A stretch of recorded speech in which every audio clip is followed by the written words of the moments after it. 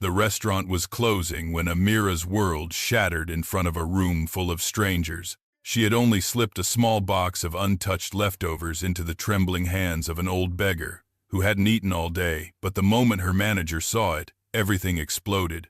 Plates clattered, customers fell silent, and Marcus's voice sliced through the air as he humiliated her for breaking protocol, calling her worthless, irresponsible, and a disgrace. The beggar watched helplessly, rainwater dripping from his thin clothes, while Amira stood frozen, fighting back tears. Then, with a final shout, Marcus fired her on the spot and ordered security to drag them both outside. Under the pounding rain, the old man whispered, "Kindness never destroys you, child. It reveals others." Amira had no idea those words would flip her entire destiny within the next hour. Before we continue, share your location and local time in the comments. I'd love to know where you're watching from. And if you enjoy emotional African folktale dramas, feel free to subscribe so you never miss a new story. Amira walked slowly down the dimly lit street, her uniform still damp from the rain that had poured over her during her humiliating exit. Each step felt heavier than the last, as though the world itself was pushing her deeper into the ground. She kept replaying Marcus's words in her head, sharp, cruel, and undeserved. She had faced many hardships, but something about this night felt different.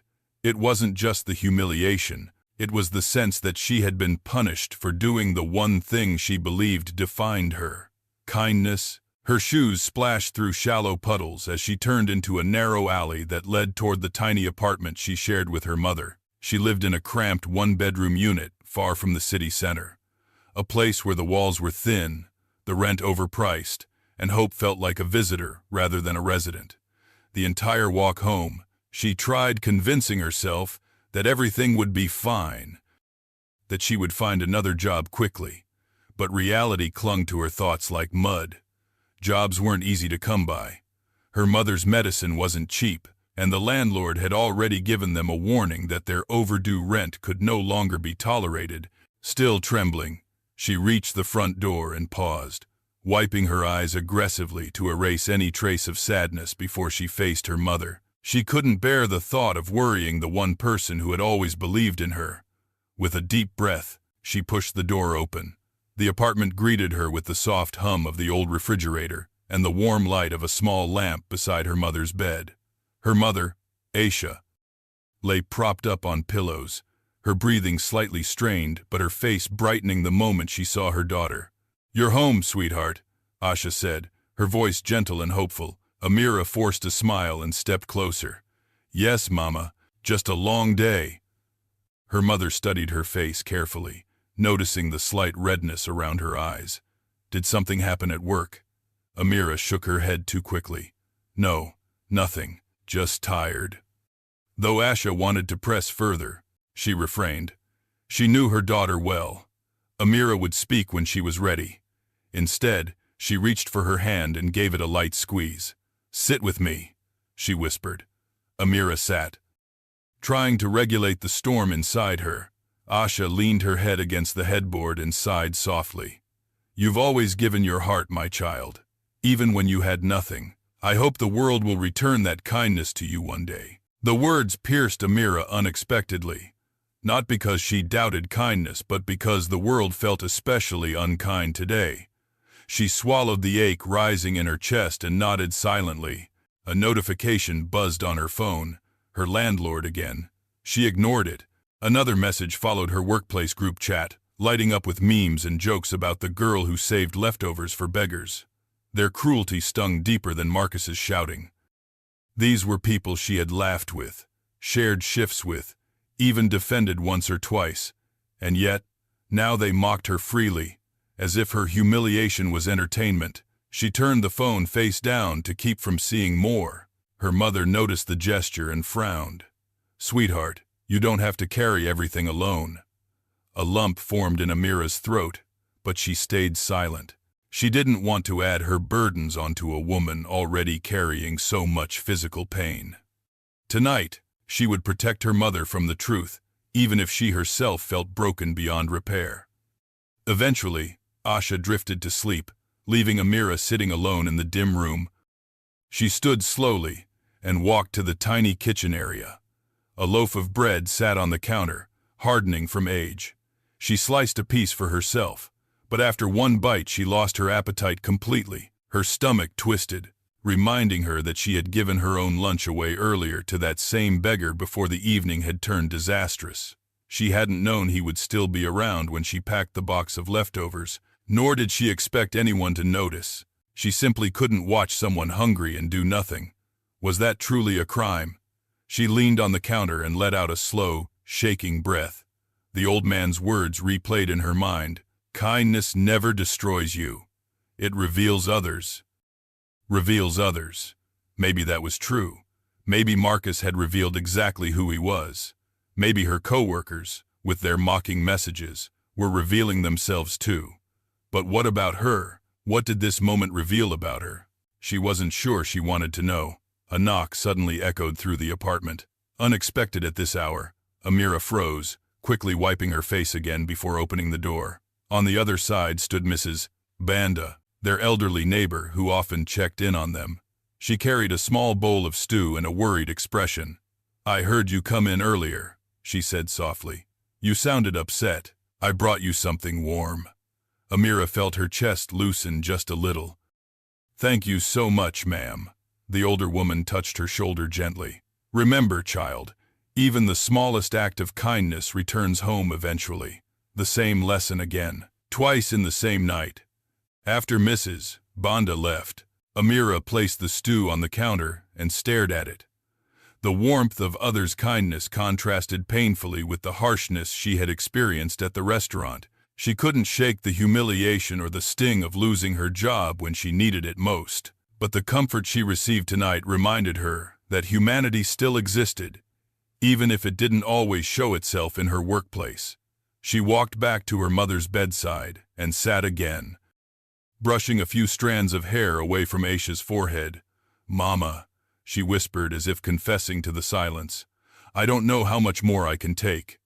For the first time that night, tears fell freely, quietly, without resistance. Outside, the city lights flickered like distant stars. Somewhere out there, the old man she had helped was walking beneath those same lights. She wondered whether he had found shelter, whether he had eaten the meal she gave him, whether he had made it safely through the storm. She didn't know that this man, this frail figure society dismissed, was nowhere near a gutter or a shelter. At that very moment, he sat in the back seat of a sleek black car moving steadily through the city. His posture was no longer hunched. His eyes were no longer weary. He looked alert, thoughtful, and impossibly calm. His driver glanced at him through the rearview mirror. "Sir, everything went exactly as you predicted." The old man didn't answer immediately. He simply closed the small box of leftovers that still sat on his lap, untouched but held with surprising care. Finally, he murmured, "Kindness is the only currency that never loses value." The driver nodded respectfully. "Will you proceed with the acquisition tonight?" The old man looked out the window, where rain streaked softly against the glass. "Yes," he replied, "tonight." But Amira knew none of this. To her, the night was a cruel reminder of how fragile life could be. She sat quietly, inhaling the faint scent of her mother's herbal medicine, letting the soft rhythm of Aisha's breathing soothe her. She didn't know that her life was already shifting, that the universe had already begun rearranging itself around her kindness. As she finally lay beside her mother and closed her eyes, exhausted beyond words, she whispered one final thought. Maybe tomorrow will be kinder. But the truth was far bigger than that. Tomorrow wouldn't simply be kinder. Tomorrow would change everything. Earlier that morning, long before the shouting, the humiliation, and the rain, Amira had arrived at the restaurant with her usual quiet determination. The sun had just risen, casting warm golden rays across the busy street as vendors began setting up their stalls and early commuters bustled past. She clutched a small paper bag with her lunch inside and stepped through the employee entrance, ready to start another long shift. She had no idea her entire life would change within the next 12 hours. Inside the kitchen, The atmosphere was tense. As always, Marcus, the manager, barked orders at cooks who were already sweating over stoves, while a few waitresses rolled their eyes behind his back. The restaurant was popular, located in a wealthy district where businessmen and socialites came for brunch, but its popularity came at the cost of relentless pressure on the staff.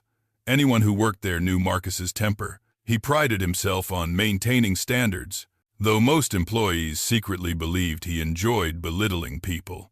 As Amira tied her apron and checked the tables assigned to her, she felt the familiar weight settle on her shoulders. It wasn't the job itself that exhausted her. It was the constant walking on eggshells, the fear of making even the smallest mistake under Marcus's sharp gaze. Still, she reminded herself why she endured it. Her mother's medicine, the rent, the dream of one day finishing her education. Those were reasons strong enough to pull her through the hardest days. The first few customers of the morning trickled in. Amira served coffee, smiled politely, and handled her tasks with the practiced grace she had learned from years of necessity. Everything seemed normal until the glass door swung open, and an unusual figure stepped in. A frail, elderly man stumbled inside, leaning heavily on a crooked wooden stick. His clothes were worn and muddy, his shoes nearly falling apart. The scent of the streets clung to him like a shadow. His presence immediately drew stares from several customers, most of whom shifted uncomfortably or wrinkled their noses. The restaurant catered to wealthy patrons. Someone like him didn't belong. Before Amira could react, one of the hosts hurried forward. "Sir, you need to leave," he whispered harshly, blocking the man's path. "You can't be here. This is a private establishment." The old man tried to speak, but his voice cracked with dryness. "Please, a glass of water." The host frowned, raising his hand as if to push the man back. "You're scaring guests. Out."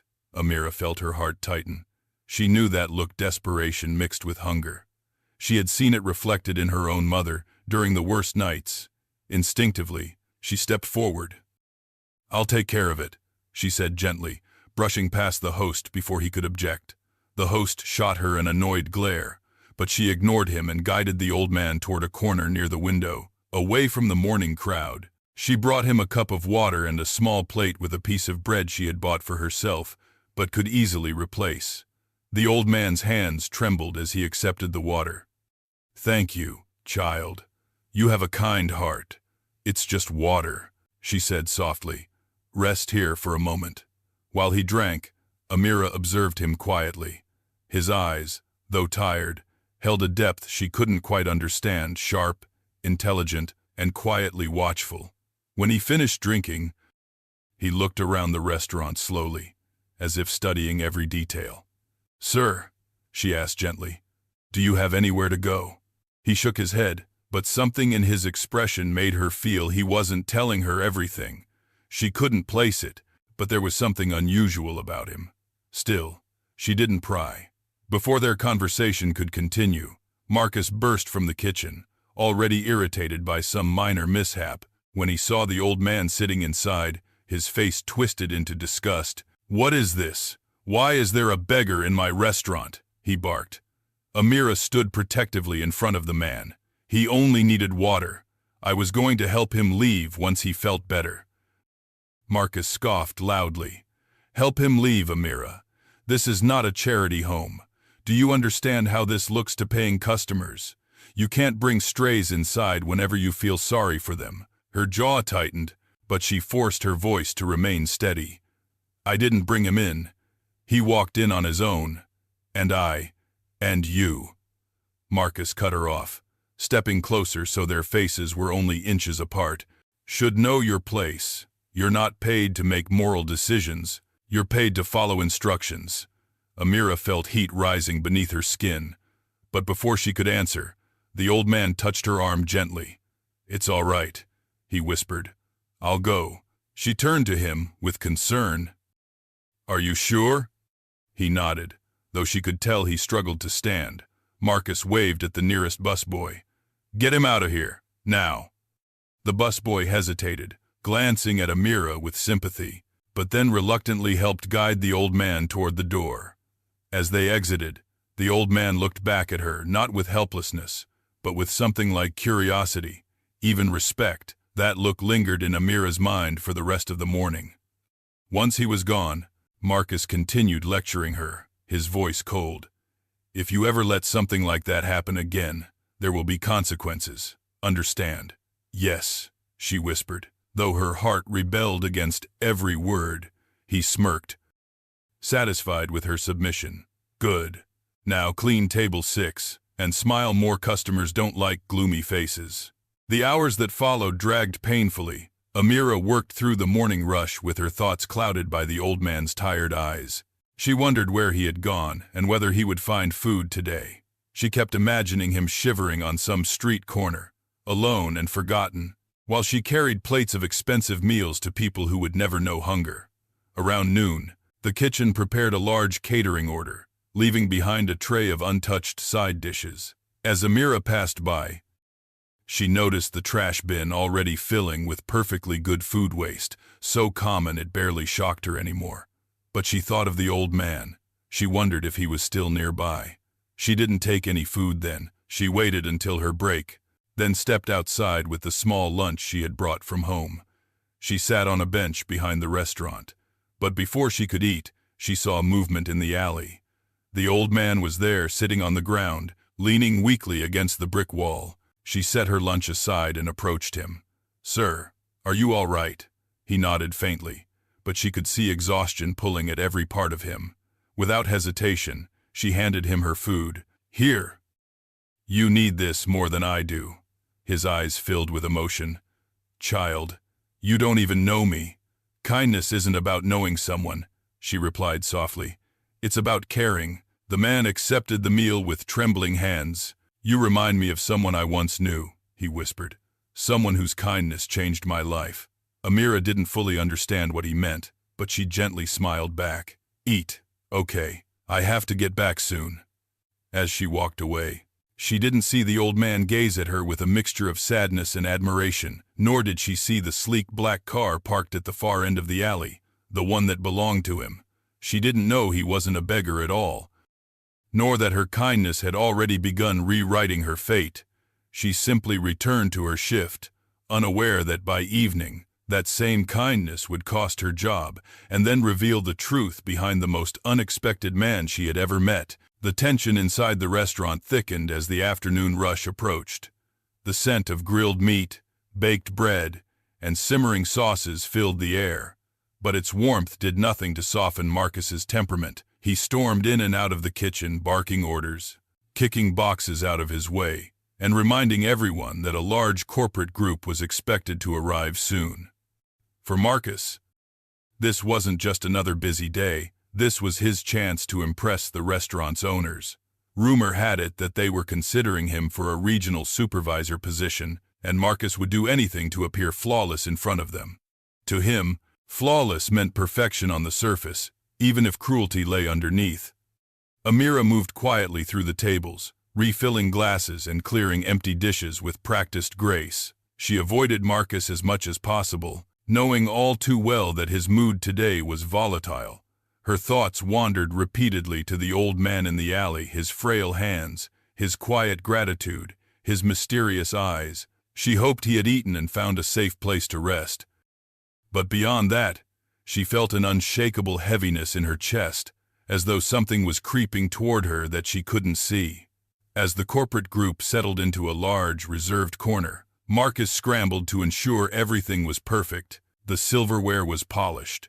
The wine glasses had no smudges. The napkins were folded precisely the way he demanded. Everything on the surface looked immaculate, but just beneath the surface, the staff moved with a mixture of fear and resentment. Marcus ruled with intimidation, and though he thought it produced discipline, it only created bitterness. "Amira," he barked as she walked past. "Table 12's water glasses are uneven. Fix that." She glanced at the table. The difference was barely noticeable. Still, she hurried to correct it. Marcus watched her with satisfaction, as though scolding her validated his superiority. A few minutes later, as the guests were finishing their appetizers, a busboy approached Marcus nervously. "Sir, The kitchen says we have too many leftovers from the catering order earlier. Should we throw it out? Marcus snapped, without looking up from his tablet. But sir, it's still good food. Marcus finally looked at him with narrowed eyes. And, are you planning to serve it to the corporate guests? Or perhaps host a charity banquet in the back alley? The boy swallowed hard. No, sir. This. Then throw it out. Amira overheard the exchange. Her stomach twisted. She thought of the old man again, hungry, weak, struggling to stand. She also remembered how wasteful the restaurant could be. Perfectly good food thrown away daily, while people outside went hungry. A voice inside her whispered that ignoring this would make her complicit, that she couldn't let kindness be crushed by Marcus's arrogance. When Marcus left the dining area to greet the corporate guests personally, Amira slipped into the kitchen. The tray of leftovers sat on a counter, rice, vegetables, small pieces of chicken, all untouched. She quickly glanced around. No one was watching her. Even the cooks were too busy preparing the next courses. She reached for a clean takeout container and began filling it carefully. She didn't take much, just enough to ensure the old man would have something warm to eat later. Her heart pounded as she closed the lid.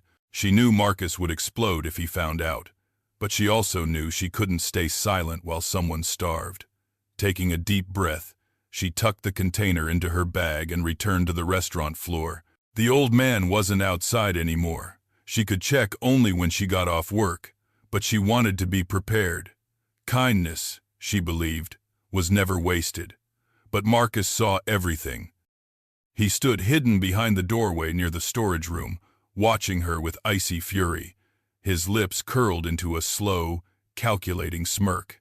He had been waiting for her to mess up again after the incident that morning, and now, finally, he had caught her red-handed. This would be the perfect opportunity to make an example out of her in front of everyone. The corporate group, the staff, even customers. If he could prove how strict he was about rules, it would only improve his chances at promotion. Marcus stepped onto the dining floor, his shoes clicking sharply against the tiles. His gaze locked on Amira like a predator stalking its prey. She felt him before she saw him, an oppressive weight that made her skin crawl. She turned slowly, heart sinking as she met his eyes. "Amira," he said, loud enough for nearby customers to hear. "Come here." She approached cautiously. "Yes, sir. What did you put inside your bag?" he demanded. Her breath caught in her throat. "Sir, it was just leftovers that, what?" he interrupted, raising his voice. "That this restaurant allows employees to steal now." Heads turned, conversations quieted. The corporate guests stopped mid-sentence. Even the kitchen noise seemed to fade. "Sir," Amira whispered, trying desperately to remain composed, "I wasn't stealing. The food was going to be thrown away. You just decided to take it without permission," Marcus snapped. "To feed another beggar, I assume, because you think you're some kind of saint." Her face burned. The humiliation from the morning resurfaced, sharper now because an entire restaurant was watching. "Sir, I was only trying to help someone. The food would have gone to waste. And what part of your job description says you're allowed to give away company property?"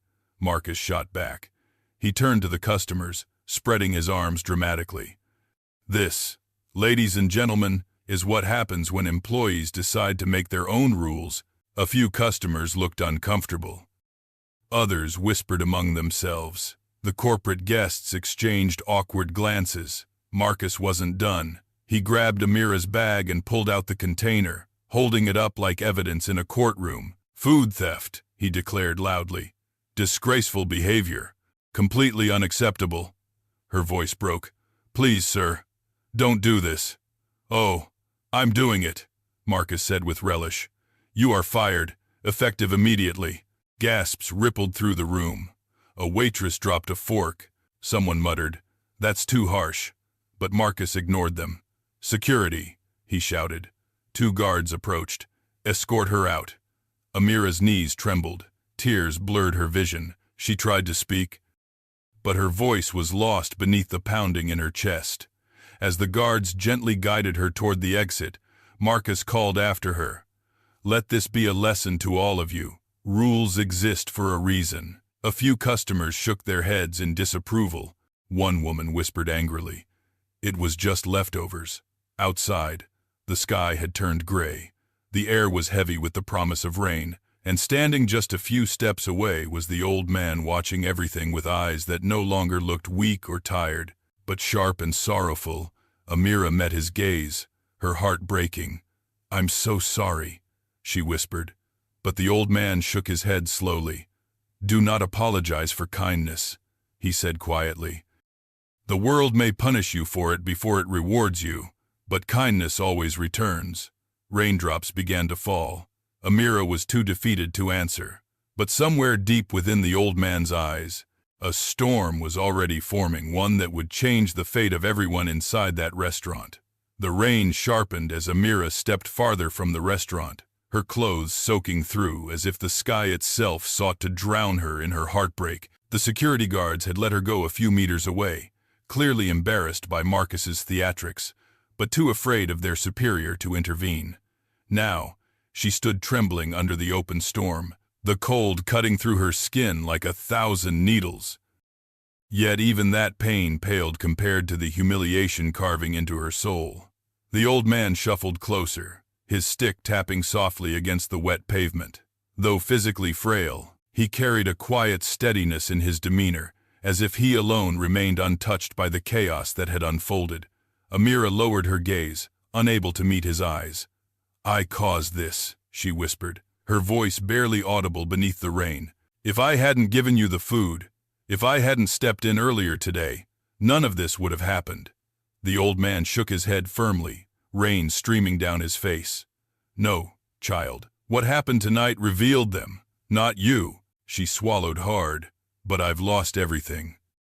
My job, my dignity. People recorded the scene. They'll laugh at me. And my mother. How will I tell her?" He placed a weathered hand lightly on her arm. "Sometimes, losing everything you think matters clears the way for what truly does." His words were calm, but they cut deeper than any comfort she'd received before. She wanted to believe him.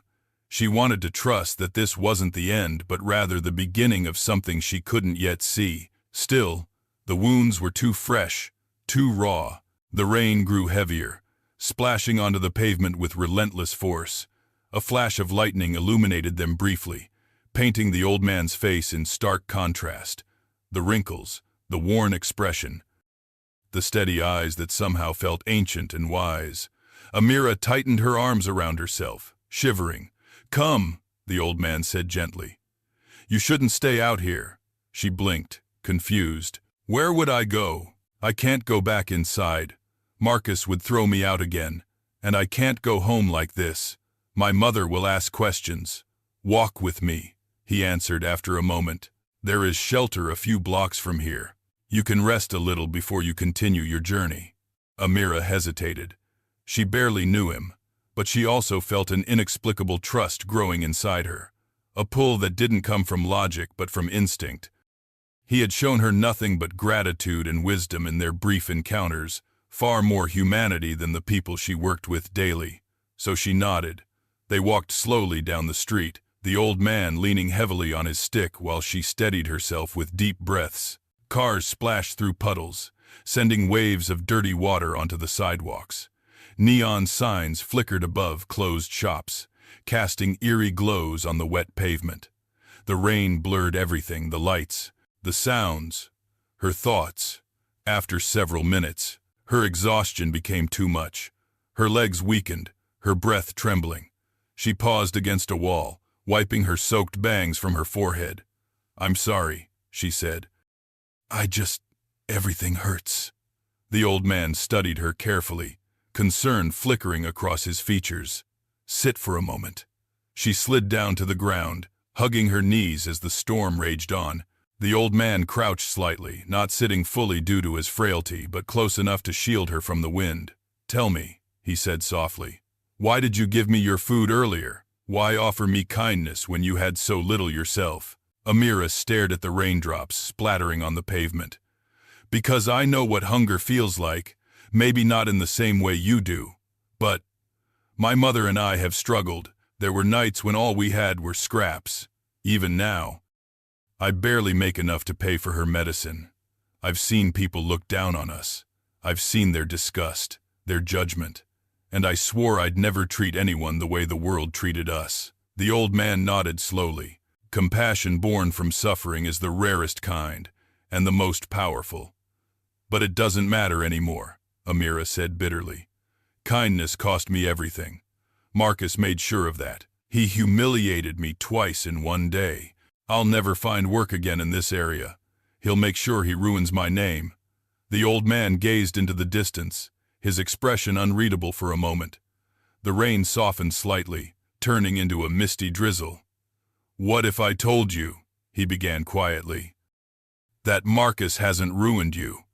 He has simply revealed himself to the wrong people. She frowned. What do you mean? He offered her a faint smile, gentle, but filled with an odd certainty. Sometimes, the people who think they are in power forget that the world is always watching, even when they believe they stand above others. Their actions carve their own downfall. I don't understand, she whispered. You will, he replied. Soon, thunder rolled in the distance, though softer than before. Amira took a deep breath and lifted her gaze to the old man. Something was different about him. The frailty remained, but beneath it was a quiet strength, a foundation that didn't belong to a man used to sleeping on the streets. Who are you? She asked suddenly. The old man chuckled, though the sound was muted. A tired wanderer, he said lightly. A man who has walked many roads and seen the best and worst of humanity. That's not an answer, she pressed gently. His eyes softened. Perhaps not, but the answer you seek will come in its own time. Before she could question him further, a sleek black car rolled slowly toward them from the far end of the street, its headlights glowing like two steady suns in the misty rain. Amira stiffened, alarmed. The car stopped near the curb just a few meters away. The old man didn't seem surprised at all. A driver stepped out, dressed impeccably, unfazed by the drizzle. He opened the back door with practiced precision and approached them. Sir, the driver said respectfully to the old man, everything is ready. Amira's eyes widened. Sir, the old man stood slowly, leaning on his stick. Thank you, Daniel. Daniel.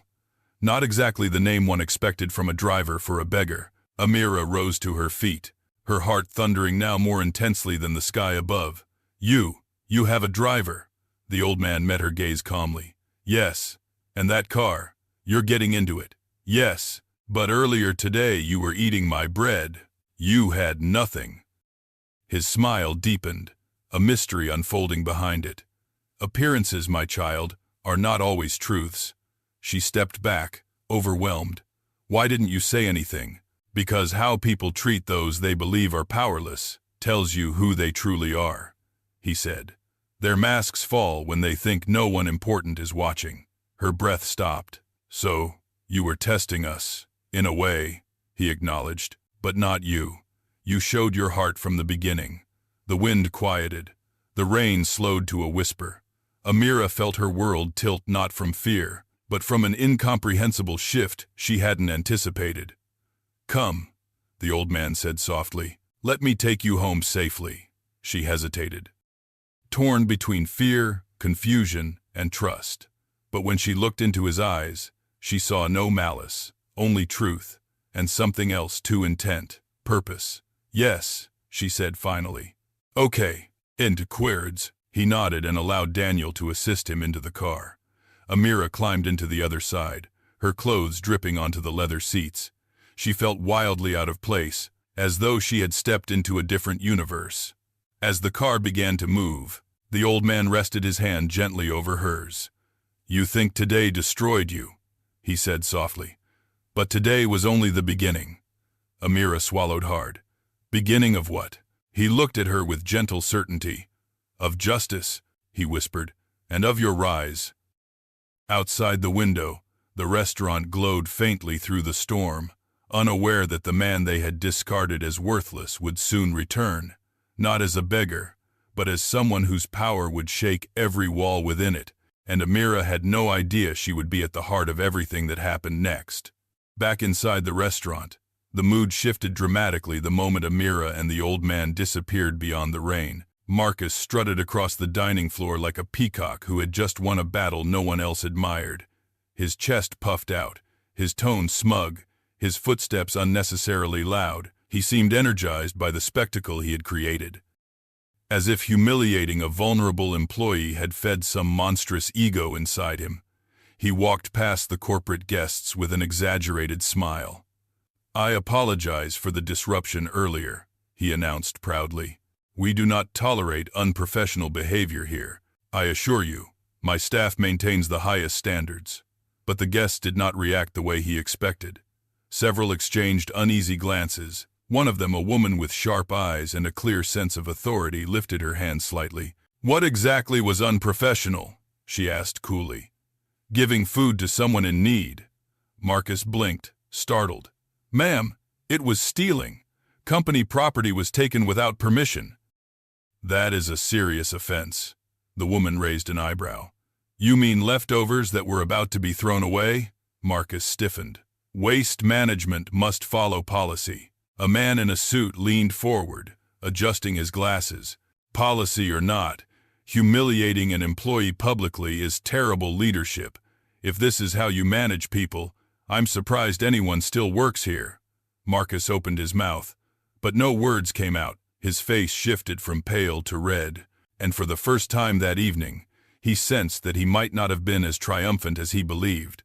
He cleared his throat and forced a thin smile. "Thank you for your feedback. I'll take it under advisement." But their stares said otherwise. They had already formed their judgment. Nearby, a few customers whispered among themselves, "That poor girl, she was only trying to help. I don't like how he handled that. Does he think shouting makes him powerful?" Marcus heard bits of their murmurs, each one piercing through the fragile arrogance he had wrapped himself in. His jaw tightened, and he stormed into the kitchen. "Everyone, listen up," he barked, slamming his palm on the counter. "From now on, no one touches food waste without my permission, and if anyone even thinks of questioning my authority again, they can join Amira on the street." The cooks exchanged wary glances. They had always tolerated Marcus's outbursts, but tonight, something in his attitude felt more unstable, more desperate. The busboy who had witnessed the earlier incident swallowed hard. One of the waitresses whispered to another, "He thinks firing Amira made him look good," but everyone saw how ugly it was. "Yeah," the other worker replied. "I don't think the owners would like what happened." A cook with graying hair looked at Marcus from across the counter. "Sir, maybe you should have handled it quietly. The corporate people didn't look happy." Marcus spun toward him. "Are you questioning me?" The cook lowered his gaze. "No, sir. Just pointing out what we all saw." "Well, keep your eyes on your pans and your opinions to yourself," Marcus snapped as he grabbed a tray and shoved it into the pass-through window. But inside, his thoughts raced chaotically. Did I overdo it? Did the corporate guests really take her side? Will they report this? His earlier confidence faded as the reality of consequences settled in. He had dealt with complaints before, but the woman who questioned him earlier had carried a presence, one that hinted she wasn't just any customer. Marcus shook the thought off. "No," he muttered to himself. "They'll forget about it. People always forget." But even as he said it, he knew the moment had already taken root in their minds. Meanwhile, at the far end of the dining area, the newest employee, a young man named Lowazi, watched everything with growing discomfort. It was only his third day on the job, yet he had already witnessed enough cruelty from Marcus to last a lifetime. He had seen how Marcus treated Amira, how he belittled her earlier that morning for helping the old man. Lowazi had admired her bravery then, and what Marcus did hours later only confirmed his worst fears. This place wasn't just a stressful workplace, it was toxic. As he wiped down a table, one of the corporate guests approached him quietly. "Excuse me," she said, "that young woman who was fired earlier, was she a good worker?" Lowazi nodded earnestly. "The best, kind, respectful, hard-working. Everyone knows that." The guest gave a small, grim smile. "Thank you. That's all I needed." She returned to her group, whispering something to the others. Marcus noticed their quick glances toward him and felt cold sweat gathering at his collar. "Why are they still talking about her?" he hissed under his breath. This should be over. But it wasn't. His cruelty had sparked something, a ripple of criticism, empathy, and disapproval that was spreading through the restaurant like wildfire. Back in the kitchen, the old dishwasher, a quiet, observant man named Jabu, sighed heavily. He had worked there for years, long enough to see managers come and go, long enough to understand that the real measure of a leader was how they treated the least powerful. He shook his head. "Marcus has forgotten humanity," he murmured. Another cook snorted, more like he never had it. For the rest of the shift, the tension was palpable. Workers moved with robotic efficiency. Conversations dulled. Laughter erased completely. Even the restaurant's usual energy, the clinking glasses, the warm chatter, felt thinner. Every person in that room, staff and customers alike, knew they had witnessed something wrong, but none of them understood just how wrong things were about to become. Outside, the rain had thinned to a soft drizzle. The old man's departure had gone unnoticed by most, yet his absence left an odd stillness in the air. A few employees peeked out the windows, noticing he was nowhere to be seen. "Good," Marcus muttered. "One less problem." But problems had a peculiar way of circling back to the people who created them. As the shift neared its end, the corporate group finished their meal. Marcus rushed to deliver the bill personally, plastering on his most charming smile. "I hope everything was to your satisfaction," he said, bowing slightly. The lead guest, an older man with silver hair, smiled politely but without warmth. The food was excellent. The service was illuminating.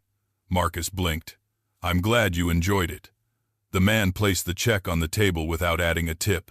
Marcus stared at it, stunned. Corporate clients always tipped well. It was a silent industry standard. Not tipping was practically a statement. Before he could ask, the woman who had challenged him earlier stood up, her eyes cool. "Treating your staff with dignity is not optional," she said. "Tonight, you failed spectacularly." She walked away before he could respond. Marcus stood frozen, the check trembling in his hand. His heart pounded, not with anger this time, but with fear. What if they report me to the owners? What if they saw me as incompetent? What if?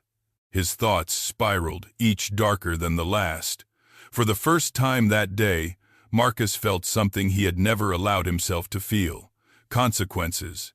Yet even then, he could not foresee the full storm heading his way. He could not imagine that the old man he despised, the man he dismissed as worthless, would soon walk through those doors, not as a beggar, but as a force powerful enough to unravel every thread of his arrogance. And he certainly could not imagine that Amira, the girl he humiliated, would become the very person whose kindness reshaped the restaurant's destiny. As the night deepened, the staff cleaned the dining floor in near silence. Marcus retreated to his office, pacing nervously. His world, which he believed he controlled, was beginning to shift beyond his grasp. Something was coming, something he could not stop. While tension simmered inside the restaurant, the night outside took on a different rhythm entirely. The rain had weakened to a mist, settling like a soft veil over the glowing city lights. Cars hissed along the wet asphalt, and neon reflections shimmered in shallow puddles.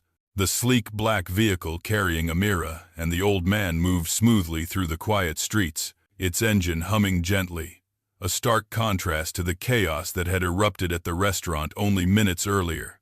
Inside the car, Amira sat stiffly, her hands clasped together so tightly that her knuckles turned pale.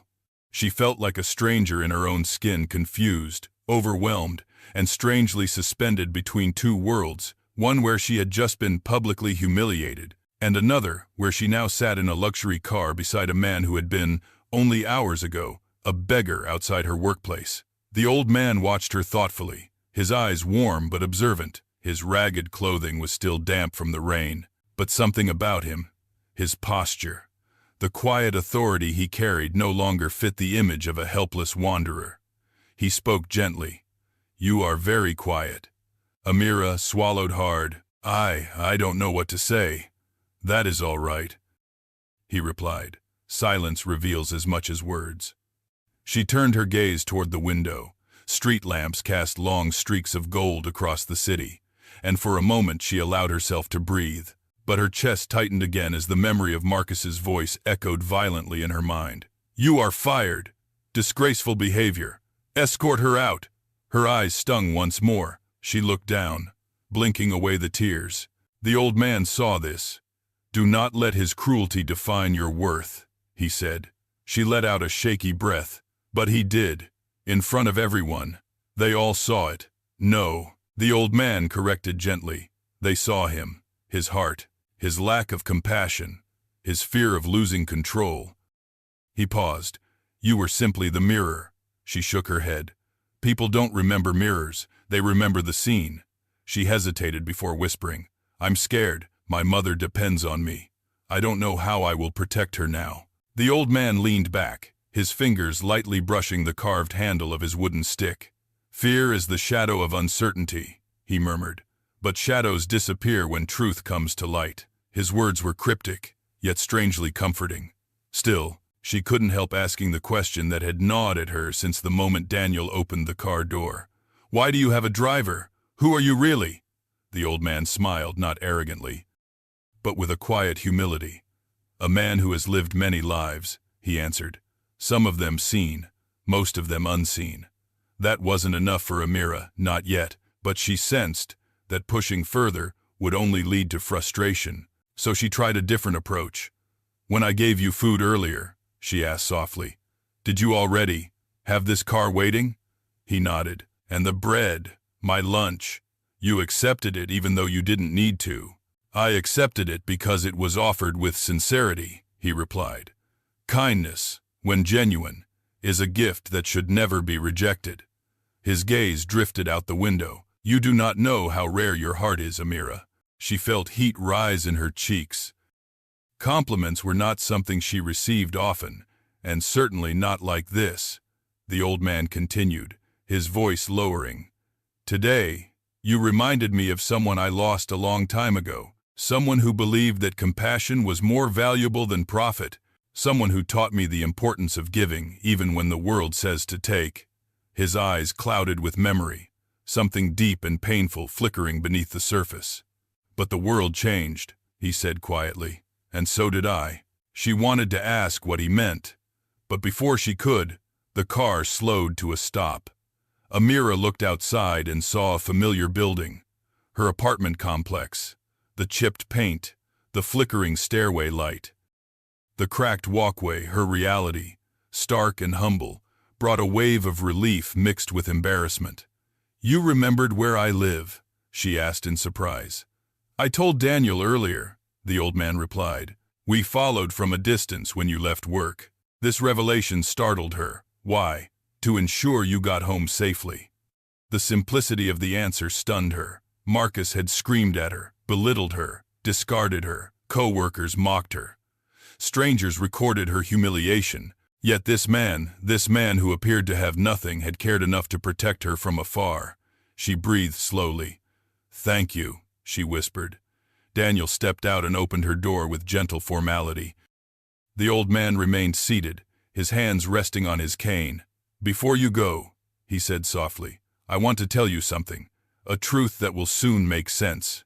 She paused, waiting. In this life, he said, power is not revealed by appearance, and those who seem powerless are often the ones holding the greatest influence. Amira frowned in confusion. He continued, your kindness did not go unnoticed today, and it will not go unrewarded. Her pulse quickened. What does that mean?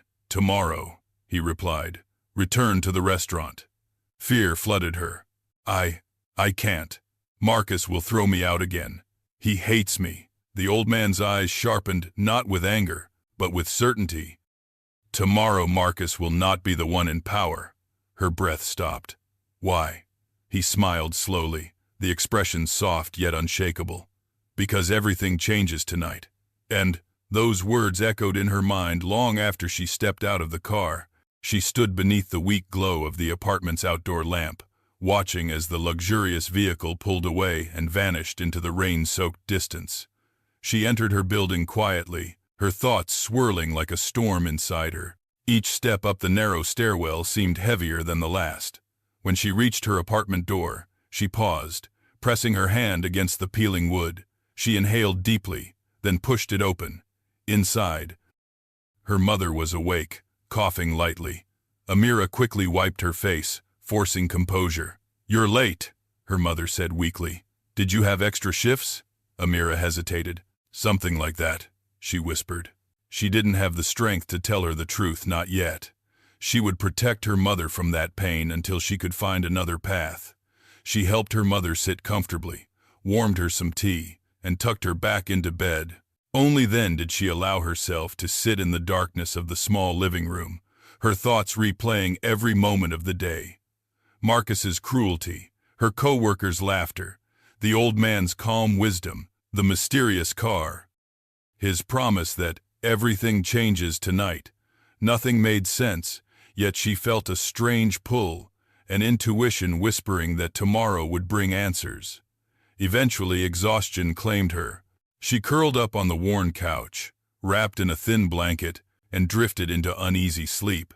But several miles away, the old man, now dressed in clean clothes inside a towering office building, met with a group of executives. His voice was no longer weak or trembling. It was strong, authoritative, commanding. "Finalize the papers," he told them. "By morning, the restaurant will be under new ownership." The executives nodded, signing documents quickly. "And Marcus?" one of them asked. The old man's eyes hardened, though his voice remained calm. "His time there ends immediately." "And the young woman?" another asked. A rare smile touched his lips. "She begins again," he replied. "Not at the bottom, but where she deserves." As the clock struck midnight, the final signatures were placed. The acquisition was complete. The old man, Elijah Cairo, one of the most influential restaurateurs in the region, closed the file with deliberate finality. Tomorrow, justice would begin its work. Morning sunlight crept softly across the horizon, washing the city in pale gold as the world stirred awake. But inside the small apartment where Amira lived with her mother, dawn felt heavy, more like an ending than a beginning. Amira sat on the edge of the couch, staring blankly at her worn shoes. Her body felt stiff from sleeping uncomfortably, but it was the weight in her heart that made it difficult to breathe. Her mother, unaware of the events from the previous night, hummed softly in the kitchen as she struggled to boil water for tea. The sound should have been comforting, but it only tightened the knot in Amira's stomach. She needed to tell her mother the truth. She needed to admit she no longer had a job, but the words refused to come. She feared the disappointment in her mother's eyes, feared adding more burden to a woman who already carried too much. "Amira," her mother called gently. "Come, sit with me." Amira stood slowly, steadying herself. She joined her mother at the table, where two chipped mugs waited, one filled with weak tea, the other with warm water. Her mother looked at her with soft concern. Even sick, her gaze remained sharp. "You came home late last night," Asha said quietly. "I know when something is wrong." Amira's throat tightened. She lowered her eyes. It was a difficult day. Asha reached for her daughter's hand, her touch warm and familiar. "My child, life has never been easy for us, but I raised you to face hardship with courage. Tell me what troubles your heart." The gentle invitation broke whatever fragile wall Amira had built inside. Her voice cracked. "Mama, I lost my job." Asha inhaled sharply, but she did not withdraw her hand. What happened? Her daughter almost wished she had lied. Almost, but she knew she owed her mother the truth. So she told her slowly, painfully, about the beggar, about the leftover food, about Marcus's public humiliation, about being dragged outside in the rain. Asha listened without interrupting, though her hands trembled. When Amira finished, silence settled between them. Finally, Asha spoke, her voice steady. "You did the right thing, Amira. Kindness is never wrong, but it cost me everything," Amira whispered. "No," Asha corrected gently. "It cost you a job, not your soul. Her mother's wisdom usually brought comfort, but today it only carved deeper ache in her. What will we do now? The rent is due in 2 weeks. And your medicine? Hush, Aisha said, squeezing her hand firmly. We will survive. We always have. Amira swallowed a sob. Her mother's faith in her only made her feel more desperate to fix everything. After breakfast, Aisha insisted that she rest, but Amira couldn't sit still. She paced the small living room, replaying the old man's words from the night before. Tomorrow, return to the restaurant. Marcus will not be the one in power. Everything changes tonight. Nothing made sense. She had no logical reason to believe his prediction. Yet the certainty in his voice lingered in her mind like an echo she couldn't ignore. Should she go, or would she humiliate herself again? She looked out the window. People bustled along the street below, beginning their day with purpose. A part of her longed to find work immediately, to feel useful, to feel stable, but another part whispered that walking away now meant surrendering without understanding the truth. Her mother noticed her restlessness. If your heart is pushing you somewhere, follow it, Asha murmured. Perhaps you are meant to face what comes next. Amira breathed deeply. Maybe I will go. Just to see, Asha nodded, pride softening her expression. Whatever happens, remember your kindness brought you no shame. With that blessing behind her, Amira gathered her courage. She washed her face, changed into clean clothes, tied her hair neatly, and stepped outside. The weather was bright. The rain from the previous night had left the streets glistening. Still, her steps were slow, hesitant. The closer she walked toward the restaurant district, the more anxious she became. Her palms grew clammy. Her breath came fast. What if Marcus saw her and forced her away in front of everyone again? What if the old man's words had been nothing more than gentle illusions meant to comfort her? When she reached the busy street corner where the restaurant stood, she froze. A crowd had formed outside. Her heart lurched. Curiosity overcame her fear. She approached cautiously. Weaving through the small group of onlookers, whispers filled the air. Did you hear? Something happened overnight. I saw them bring in new office equipment this morning. I think the owners changed. No way. That restaurant's been under the same management for years. But I saw a limousine earlier. Amira inhaled sharply. A limousine. Her pulse quickened. Pushing through the last row of people, she saw the restaurant entrance and gasped. The front doors were propped open. Workers she didn't recognize, well-dressed. Professional moved equipment inside. A new sign sat propped against the wall, still covered with a protective sheet. More stunning than all of that, however, was the sight of Marcus. He stood at the doorway, not his usual arrogant self, but pale and sweating. His hair was disheveled, his shirt wrinkled. He looked like a man watching his kingdom crumble. He kept approaching the well-dressed workers, trying to speak to them. But they ignored him entirely. Something was very wrong. Amira's heart hammered. What? What is happening? Before she could gather her thoughts, Daniel, the driver from last night, stepped out of the restaurant. Speaking politely to one of the new managers, Amira's breath caught. Then Daniel saw her. A smile touched his face, warm, respectful, familiar. Good morning, Miss Amira. We were expecting you. Expecting her. Marcus spun around at Daniel's words. His eyes widened when he saw her. Shock flashed across his face, followed by confusion, then fear. You, he snapped. What are you doing here? I told you never to return. Daniel stepped between them, his presence firm yet calm. Mr.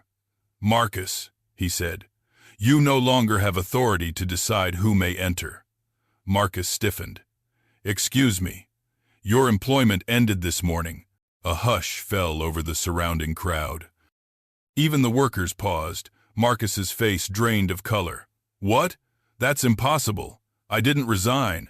I didn't. You were terminated, Daniel said evenly. Effective immediately. Marcus gaped at him. On whose order? Who has that authority?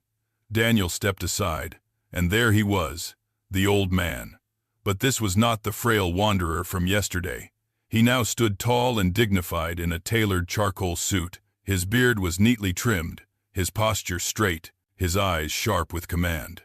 The wooden stick remained, but now it rested lightly at his side, like a symbolic accessory rather than a necessity. Gasps rippled through the crowd. Amira felt her breath stop. Marcus looked like he had been struck. "You, what, how?" The old man gave him a calm, assessing look. "Good morning, Marcus." Marcus stuttered.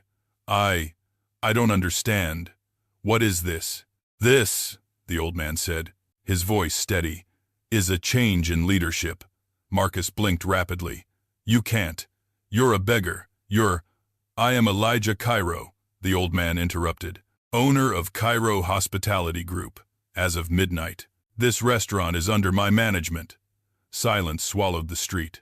Everyone stared, employees, onlookers, customers at the man Marcus had ridiculed, belittled, and thrown into the rain. Elijah continued. "And last night, I witnessed behavior in this establishment that deeply disappointed me." Marcus's jaw trembled. "Please, Mr. Cairo, I didn't know if I had known."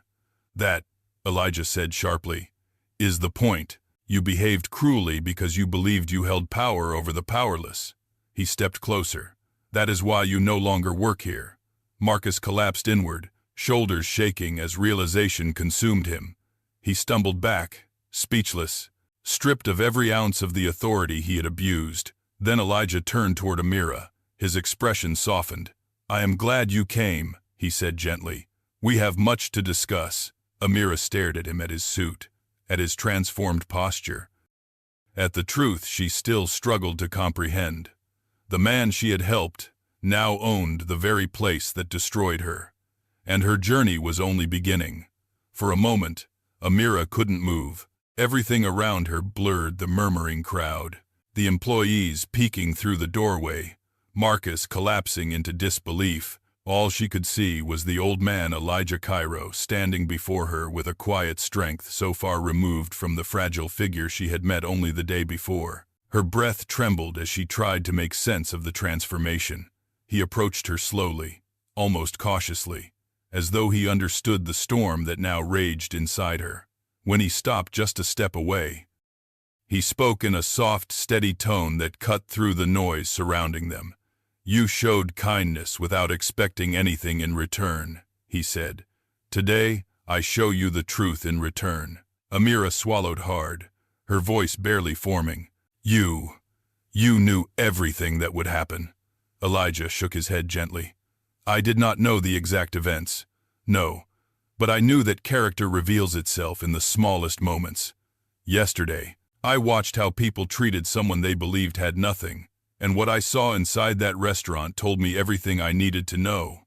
Amira opened her mouth, but no words came. Elijah continued, "I came here disguised for a reason. I wanted to see the truth unfiltered. People show their real faces when they think no one of significance is watching."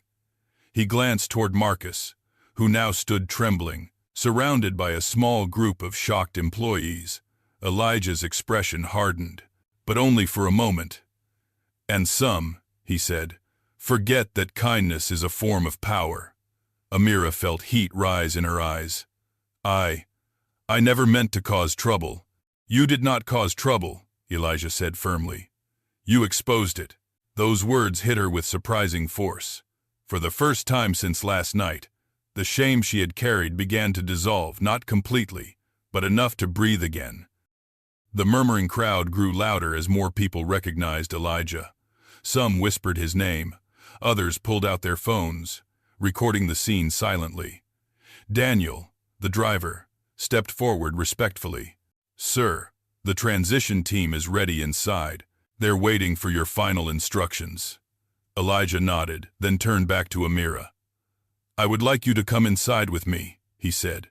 "There is something I wish to offer you." Amira blinked, startled, inside. "After everything that happened, yes," he answered simply. "Inside, where truth should be restored."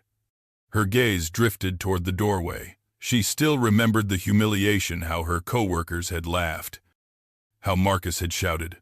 The very idea of stepping back into that space made her stomach twist. She shook her head slightly. "I don't know if I can," she whispered. Elijah extended a gentle hand toward her. "You came here this morning, despite fear. You took a step toward understanding your own worth. Let this be the next step." His hand was steady, warm, and patient. Slowly, hesitantly, she placed her hand in his, and the moment she did, something inside her shifted. It wasn't confidence yet, but it was the possibility of confidence. He nodded and guided her toward the entrance. As they walked inside, the room fell silent. Every employee froze. The cooks peered out from the kitchen. The servers paused with trays mid-air. Even the customers inside whispered uncertainly, sensing that something monumental was unfolding. Marcus pushed through the small crowd of workers, his face blotchy with panic. "Mr. Cairo, please," he begged, his voice trembling. I can fix this. I can change how I treat the staff. I didn't mean any harm." Elijah held up a hand, and Marcus fell silent instantly. "You had many chances to treat people with dignity," Elijah said, "and each time you chose to do the opposite. You did not fall because of one mistake. You fell because cruelty became your habit." Marcus's lips trembled. "I have a family. I need this job, and so does she." Elijah replied, gesturing gently toward Amira. "Yet you threw her aside without hesitation. You cared for your position, not the people who made this place run." Marcus staggered back as though struck. His face crumpled not from understanding, but from fear of consequences. I didn't know who you were." Elijah's gaze sharpened. "If your behavior would have changed only because of my wealth, then you never should have held authority in the first place." Marcus lowered his head. Tears mingled with sweat along his jawline. "Security," Elijah said quietly. "Escort him off the property." 2 uniformed guards stepped forward. Marcus backed away, shaking his head violently. No. Please just give me one more chance, I beg you." But the guards took him gently by the arms. As they led him toward the exit, Marcus shot a last, trembling look at Amira, a mixture of resentment and regret, but she could not return it.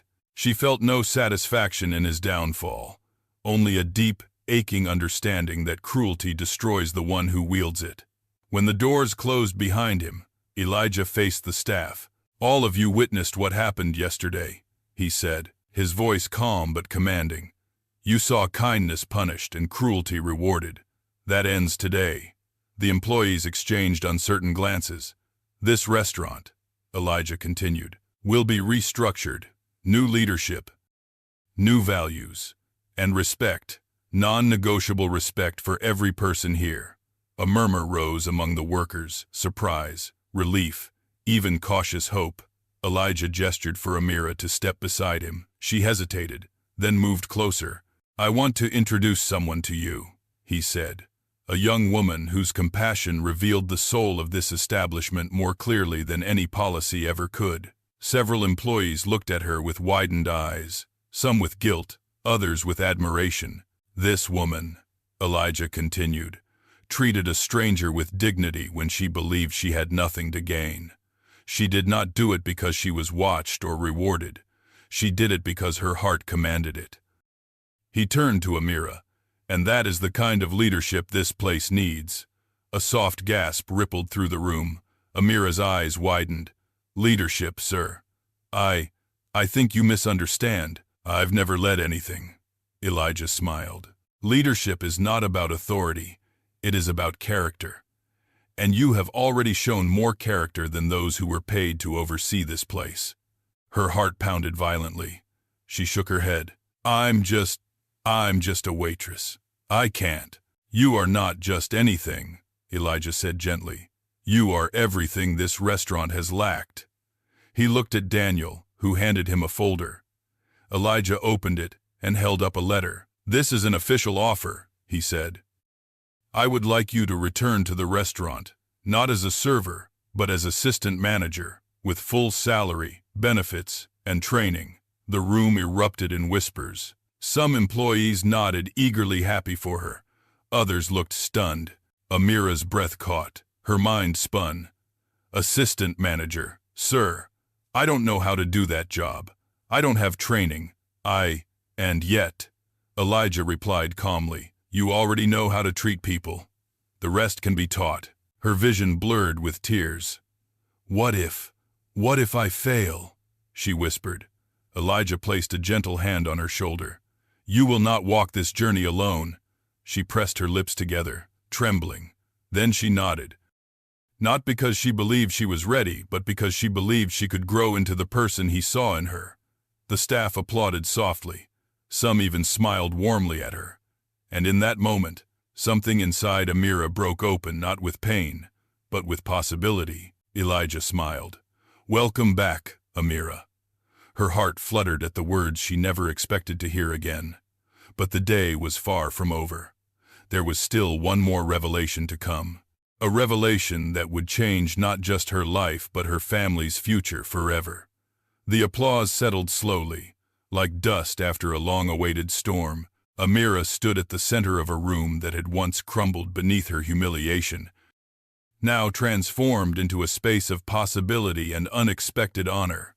She wiped her cheeks, trying to compose herself, but the overwhelming kindness displayed toward her made it difficult to breathe evenly. Elijah waited patiently, allowing the moment to settle. His mere presence in the room seemed to anchor everyone, commanding respect without a hint of aggression. The contrast between his calm authority and Marcus's loud tyranny was so stark that even the longtime employees exchanged glances of awe. When the murmuring faded, Elijah spoke again, his voice warm but authoritative. We will begin restructuring immediately. All staff will receive new training on customer care, workplace respect, and safety. This place will become somewhere people want to work, not somewhere they fear losing themselves. A soft wave of relief rippled through the room. Elijah, one of the cooks asked timidly, what about our schedules? And pay? Marcus always cut hours for anyone who disagreed with him. Elijah nodded, acknowledging the pain behind the question. There will be no more punishment disguised as discipline. Schedules will be fair. Growth opportunities will be real, and anyone who wishes to step into a leadership path may request training. More whispers this time, hopeful ones. Then Elijah turned to Amira again. Would you like to see the office? Her breath hitched. Me? Now? Yes, he said with a gentle smile. It's time you see where you will work. He motioned for her to follow him. Daniel and a few members of the transition team stepped aside as Elijah led her toward the hallway. Marcus once treated like his private kingdom. For a moment, Amira hesitated at the threshold.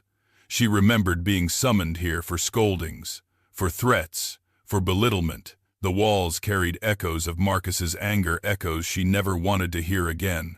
Elijah noticed her pause. A space changes when the energy inside it changes, he said softly.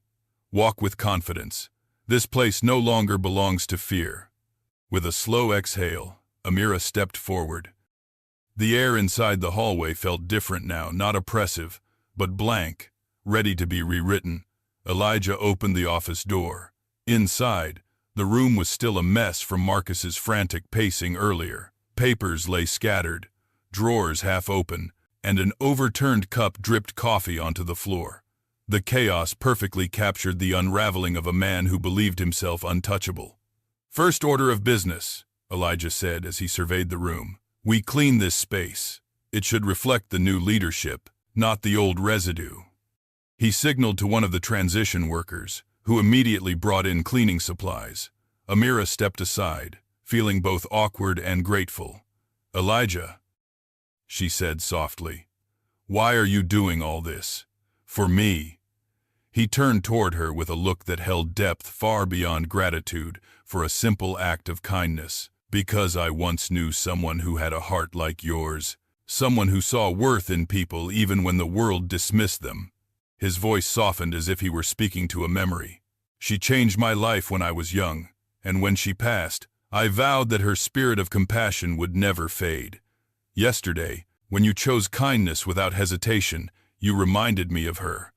Amira felt emotion rising again. I don't know what to say. You do not need to say anything, Elijah said. Live your truth and offer that same compassion to others. They stepped out of the office to give space for cleaning. As they did, several employees stood waiting in the hallway.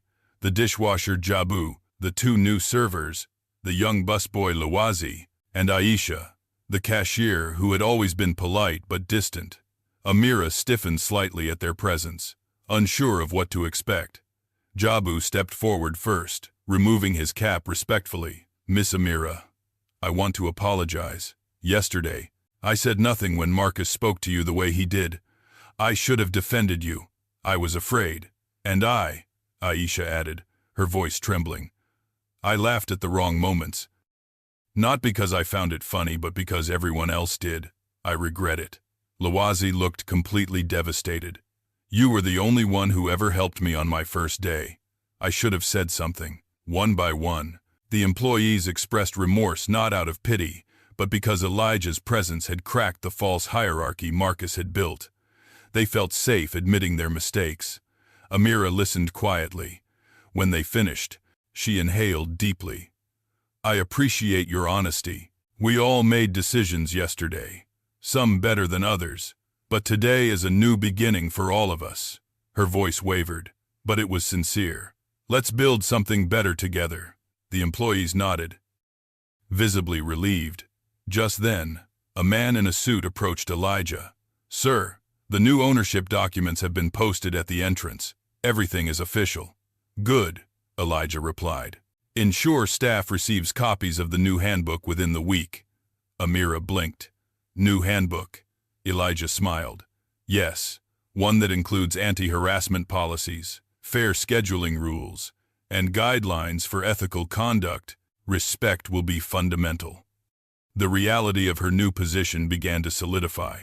For the first time, she felt a spark of something unfamiliar, authority mingling with responsibility. Before she could process further, the front doors opened again. Customers who had witnessed the chaos yesterday cautiously re-entered, unsure what to expect. One woman approached Elijah. Sir, she said politely, are you truly the new owner? I am. Does that mean things will change? Elijah glanced at Amira, then back at the woman.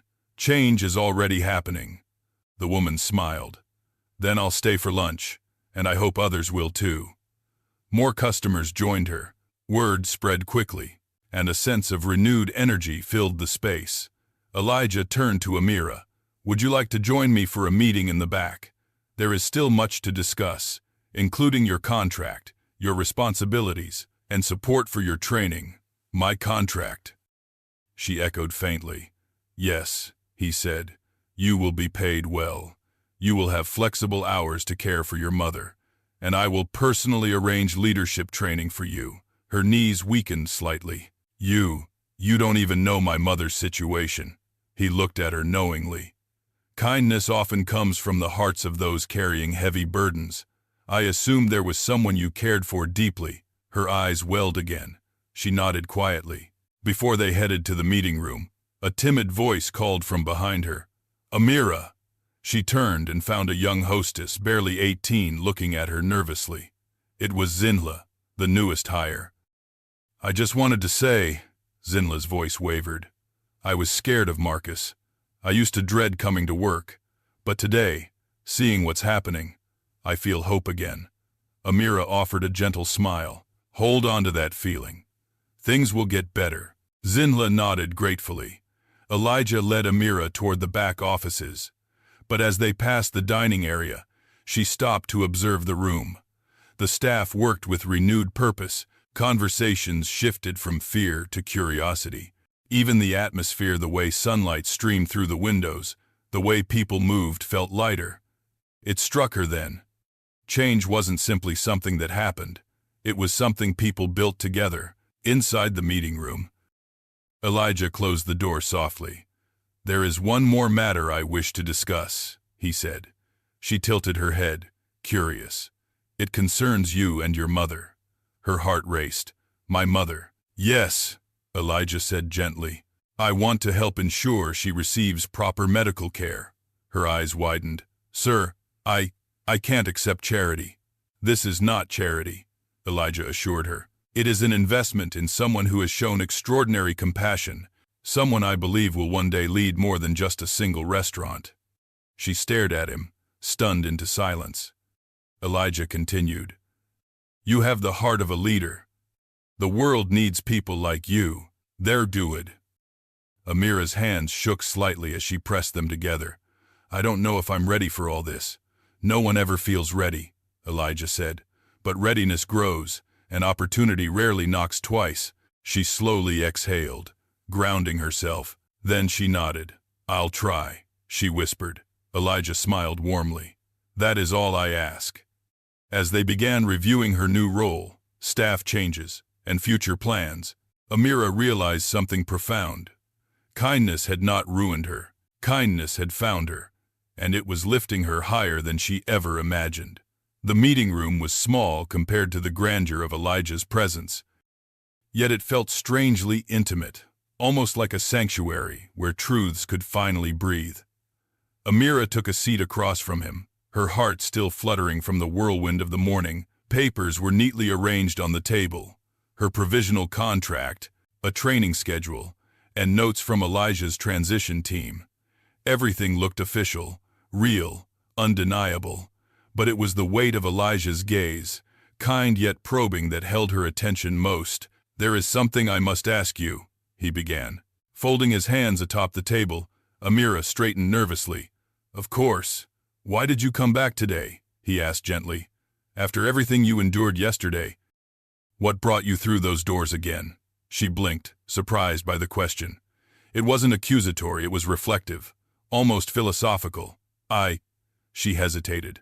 I think part of me wanted answers, and part of me refused to let fear decide my steps. Elijah nodded slowly, approval softening his expression. Courage is not the absence of fear, he said. It is choosing the path despite it. Amira offered a timid smile, brushing a loose curl behind her ear. Honestly, sir, I almost didn't come. And yet you did, he replied. Because you carry a spirit many overlook, strength that hides beneath humility. Her cheeks warmed. Compliments like these felt foreign, almost too heavy to hold. Before she could respond, Elijah added, There is a reason I ask. People rise, not because of their skills alone, but because they choose to return after they've been broken. His words lingered in the air, echoing the silent lessons life had taught them both. A knock interrupted the quiet. Daniel peeked inside. Sir, the legal team wants to confirm your availability in 20 minutes. I'll join them soon, Elijah replied. Thank you. Daniel nodded and closed the door. Elijah turned back to Amira. Now, let me walk you through your initial responsibilities. Nothing overwhelming, I assure you. You'll shadow me and the new general manager for 2 weeks. You'll learn scheduling, conflict resolution, and inventory supervision. In time, you may be involved in financial decisions, but that will come gradually. Amira exhaled with relief. Thank you. I thought you'd expect me to jump straight into managing people. That feels intimidating. Elijah chuckled softly. Leadership is not about filling a role. It's about growing into one. He paused, then added with a gentle smile. And you have already begun. She felt the words settle into her with surprising warmth. For now, he continued, your most important task is acclimating to this new chapter. Your confidence must rise before responsibility can. Amira nodded thoughtfully. Everything he said felt deliberate, guiding, purposeful, almost like mentorship rather than employment. Now, Elijah said, as he tapped one document lightly, this is your preliminary contract. You'll start with a competitive salary, full benefits, health coverage for you and your mother, and support for additional education if you choose to pursue it. Amira froze. For my mother, she whispered. Yes, Elijah said simply. I know how heavy care can weigh on a household. No employee under my leadership should face such burdens alone. Her vision blurred. Tears gathered again, not from sorrow this time, but from a wave of emotion she wasn't prepared for. She pressed her fingers to her lips, trying to steady herself. It's too much, she whispered shakily. It's too generous. Elijah leaned forward slightly. Nothing is too much for a heart that gives without hesitation. Her tears slipped free, quiet, clear, raw. Elijah waited patiently until she regained her composure. When she finally lifted her eyes again, he asked softly, "Are you ready for the next step?" She nodded, wiping her cheeks quickly. "Good," he said. "Then come with me. There's someone I want you to meet." They left the meeting room and walked through a quiet hallway toward a section of the restaurant employees rarely saw. Transition staff members greeted Elijah respectfully as they passed, giving Amira polite nods. At the end of the hall, Elijah opened a door to an office that had been completely renovated. Overnight walls freshly painted, new furniture assembled, shelves installed. It didn't look like an office that belonged to a tyrant like Marcus. It looked like a place where leadership could breathe. Inside stood a tall woman with poised elegance, dressed in a navy suit that reflected professionalism and calm authority. She looked up as they entered. "Amira," Elijah said warmly. "Meet Miss Thandeka Mlongo. She will be the new general manager." Thandeka stepped forward with a smile that held depth and clarity. "It's an honor to meet you. I've heard a lot already." Amira blinked, startled. "Me? About me?" "Yes," Thandeka said. "Elijah has spoken highly of you, and after reviewing yesterday's footage, I agree your integrity is exactly what this place needs." "Footage?" Amira asked. Confused, Elijah nodded. "Most sections of the restaurant have security cameras. They captured Marcus's treatment of you twice, and they captured your kindness." Amira's stomach twisted. "I didn't know." "Of course you didn't," Thandeka said. "Because you acted from sincerity, not from the desire to be seen." Amira swallowed hard. Thandeka continued, "I want to personally welcome you to the management team. You'll learn a great deal in the coming months, and I will be here to guide you. Consider me both a mentor and an ally." Something inside Amira loosened trust, perhaps hope, or the realization that she was no longer alone. "Thank you," she whispered. Thandeka motioned toward the chair beside her desk. "Sit, please. We have a few things to discuss." Amira sat cautiously, while Elijah stood nearby, observing with an approving gaze. Thandeka handed her a small packet. "This contains manuals to read, some basic management theory, and a simple reflection exercise. Don't worry, it's not a test. I use it to understand how new leaders think." Amira flipped through the pages.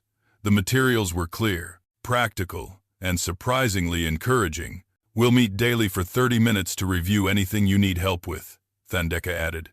"And by the end of 2 weeks, you'll feel far more confident than you do now." "I'm grateful," Amira said sincerely. "This means more than I can express." Thandeka's smile deepened. "Then express it through your work, through how you lead others." Amira nodded slowly. She could do that.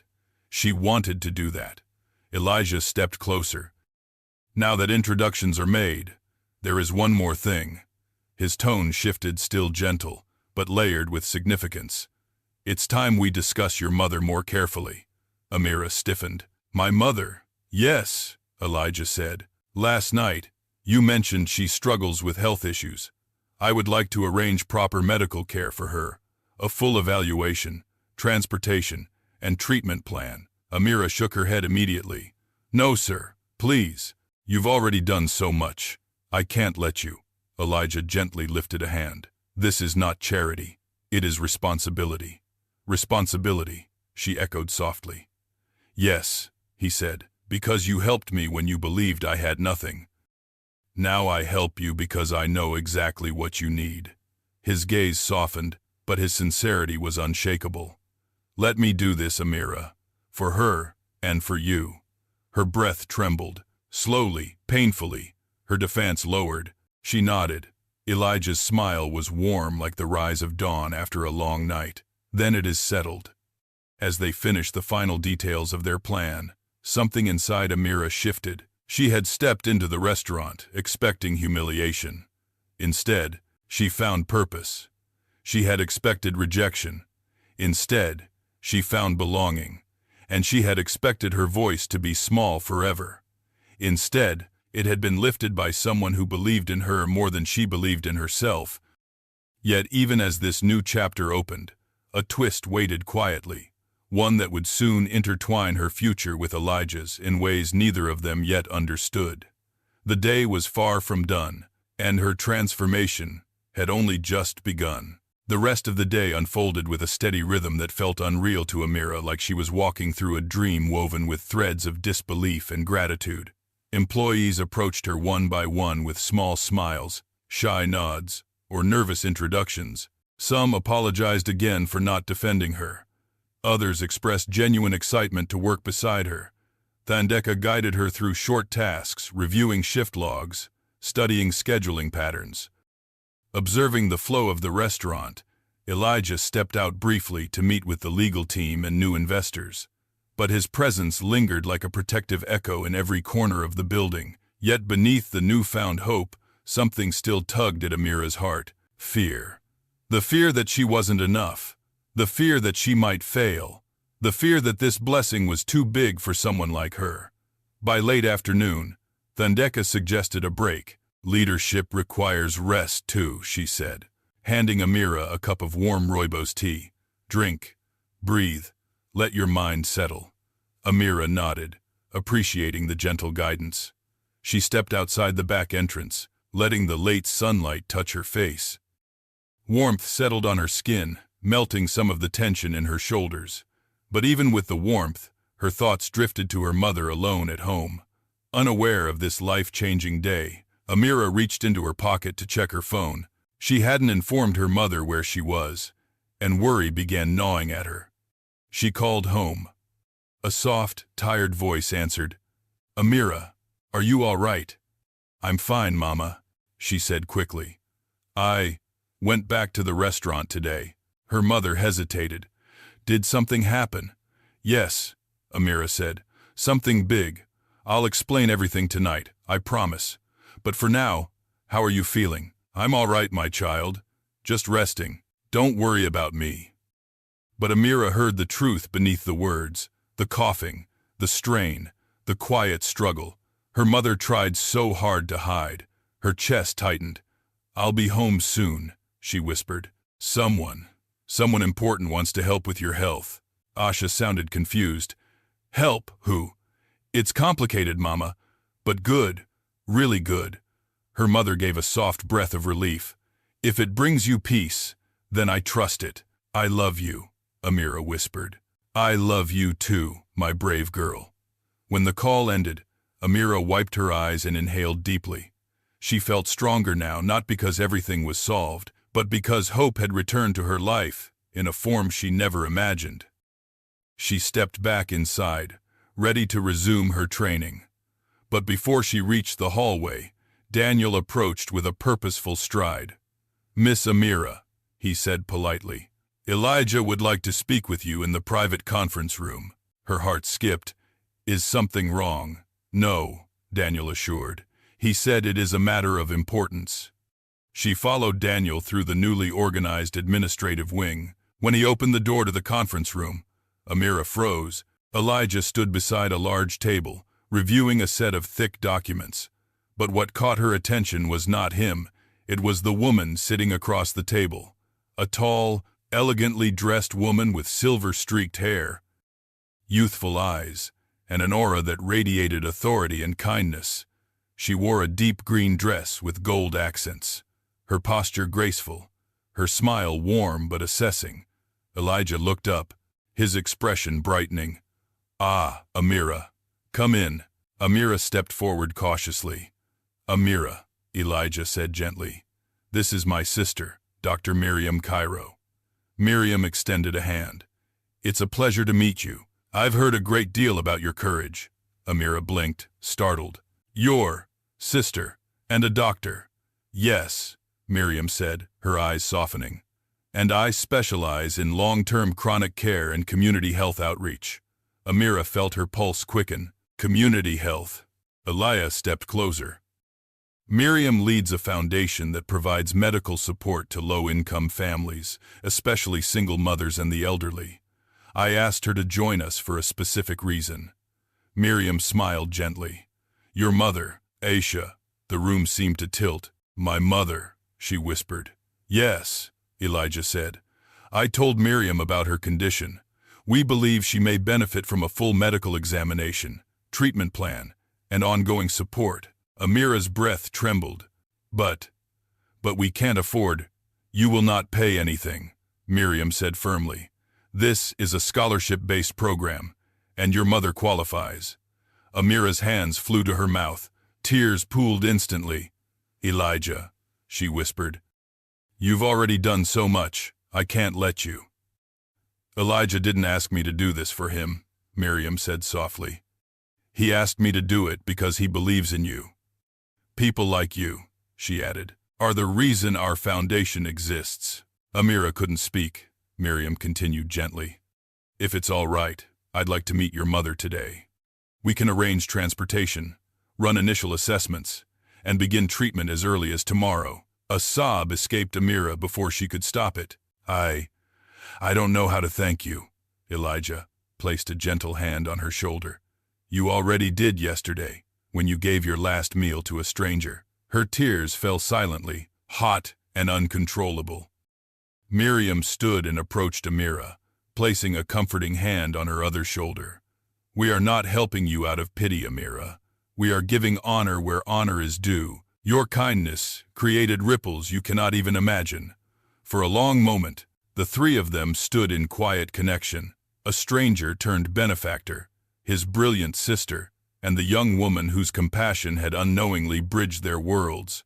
Finally, Miriam stepped back. "Shall we go meet your mother?" Amira nodded, still trembling. Yes, please." Elijah smiled knowingly. "Daniel is preparing the car. We'll leave in a moment." But before they exited the conference room, Thandeka appeared in the doorway. "I heard you might be leaving for the day," she said gently. "Go take care of your mother. Everything here is under control." Amira exhaled shakily. "Thank you, Miss Thandeka. Besides," Thandeka added, "rest is part of leadership too." They walked toward the car, a trio that looked unlikely but felt perfectly aligned by fate. As the sunlight filtered through the tall buildings, Amira felt something shift deep inside her. Not just gratitude, not just disbelief, but destiny. She stepped into the car, watching Elijah and Miriam settle beside her. Daniel started the engine smoothly. As they drove toward her neighborhood, Amira stared out the window, her reflection trembling with emotion. Her life had crumbled yesterday. Her dignity had been shattered. Her hope had withered. And yet, within just 24 hours, a stranger she had fed had returned as a guardian, a mentor, and a force far greater than she could fathom. But there was still one more twist ahead, one that would reveal why Elijah looked at her with a depth of familiarity she did not yet understand, and why fate had brought their two worlds together so powerfully. The drive to Amira's neighborhood felt different this time, less like a retreat into hardship and more like an arrival into possibility. The sleek car glided through the streets she had walked 1,000 times before. But now everything looked transformed beneath the soft afternoon sun. Children played near small market stalls, mothers balanced baskets on their heads, and the scent of roasted maize filled the air. These were the textures of her life, familiar, grounding, yet she couldn't shake the feeling that she was approaching them as a changed person, standing on the threshold of a new reality. Elijah and Miriam sat quietly beside her. They didn't pepper her with questions or overwhelm her with instructions. Their silence wasn't awkward, it was respectful, intentional, giving her space to gather her courage. When they reached her apartment building, Amira hesitated before opening the door. Suddenly, the weight of her world, the cracked steps she had memorized, the peeling paint on the entrance, the narrow hallway with flickering lights felt exposed. She wasn't ashamed of her life, but having prominent, dignified people see it made her vulnerable in a way she hadn't expected. Elijah noticed her tension. "There is no judgment here," he said softly. "Only understanding," Miriam added gently. "We grew up with very little, Amira. We know these walls. We know these worries." Their kindness steadied her. She nodded and led them up the stairs. Her mother was sitting in the living room, wrapped in a faded shawl, sipping what remained of her morning tea. When she saw Amira enter, she smiled, and then her expression shifted to confusion when she noticed the strangers behind her. "Mama," Amira began, her voice trembling, "these are very important people, and they're here to help us." Asha straightened slowly, her frail frame pulling itself upright with dignity. "Help us, my child. What do you mean?" Before Amira could explain, Elijah stepped forward with gentle respect, bowing his head slightly in greeting. "Mrs. Asha, my name is Elijah Cairo. Your daughter has shown extraordinary kindness. It is an honor to meet you." Asha blinked in surprise. "Cairo, I know that name. You own restaurants, big ones." "Yes," Elias smiled modestly. "Yes, ma'am." "And one of them was the place where your daughter worked." Asha looked worried. "Worked? What happened?" Amira knelt before her mother, taking her hands. "Mama, I was fired, but everything changed today. Elijah is now the new owner, and he offered me a position assistant manager." Asha's lips parted in shock. "Assistant manager." Her eyes glistened. "My child, that is a blessing." "It is more than a blessing," Miriam said warmly as she stepped forward. "It is the beginning of a new chapter." Asha studied her, trying to place this elegant, confident woman. "And you are?" "I am Elijah's sister," Miriam replied. "And I am a doctor who specializes in the exact condition you have been struggling with." Asha's body stiffened. She gripped Amira's hands tighter. "My condition," Amira whispered. "Mama, they want to help you." Tears welled in Aisha's eyes, but she shook her head weakly. "Help costs money we do not have. That is not your burden to carry," Elijah said firmly. "We cover the expenses, completely." Aisha's breath caught. Her eyes darted between them, overwhelmed. "Why?" she whispered. "Why would you help strangers like us?" Elijah lowered himself to sit beside her, leaning on his cane. His voice softened almost to a whisper. "Because your daughter saved me yesterday. Not with money, not with power, but with kindness. A kindness I had not felt in many years." Asha turned to Amira, her face trembling. Amira nodded, tears spilling freely. "Mama, everything I did was small, but somehow God turned it into something big." Miriam knelt beside Asha and gently touched her wrist. "May I examine you? Only if you feel comfortable." Asha hesitated, then nodded. Miriam's hands were gentle, precise. She checked Aisha's pulse, her breathing, her fingers, the swelling in her joints. She asked careful questions about symptoms, pain levels, sleep, and medication. When she finished, she looked at Elijah with serious eyes. "She needs treatment soon. Not emergency care, but targeted medical support and consistent follow-ups." Elijah nodded once. "Arrange everything." Miriam turned to Asha. "I will schedule your full evaluation for tomorrow morning. Transportation will be provided. After that, we will begin treatment. You will not face this alone." Asha began crying softly. "I don't know how to thank you," she whispered. "Let healing be your thanks," Miriam replied. "You deserve to feel whole again." Amira hugged her mother tightly, overwhelmed. Her tears dampened her mother's shawl. And for the first time in years, Asha allowed herself to cry freely, not from pain, but from relief. When Amira pulled away, Elijah placed a hand on her shoulder.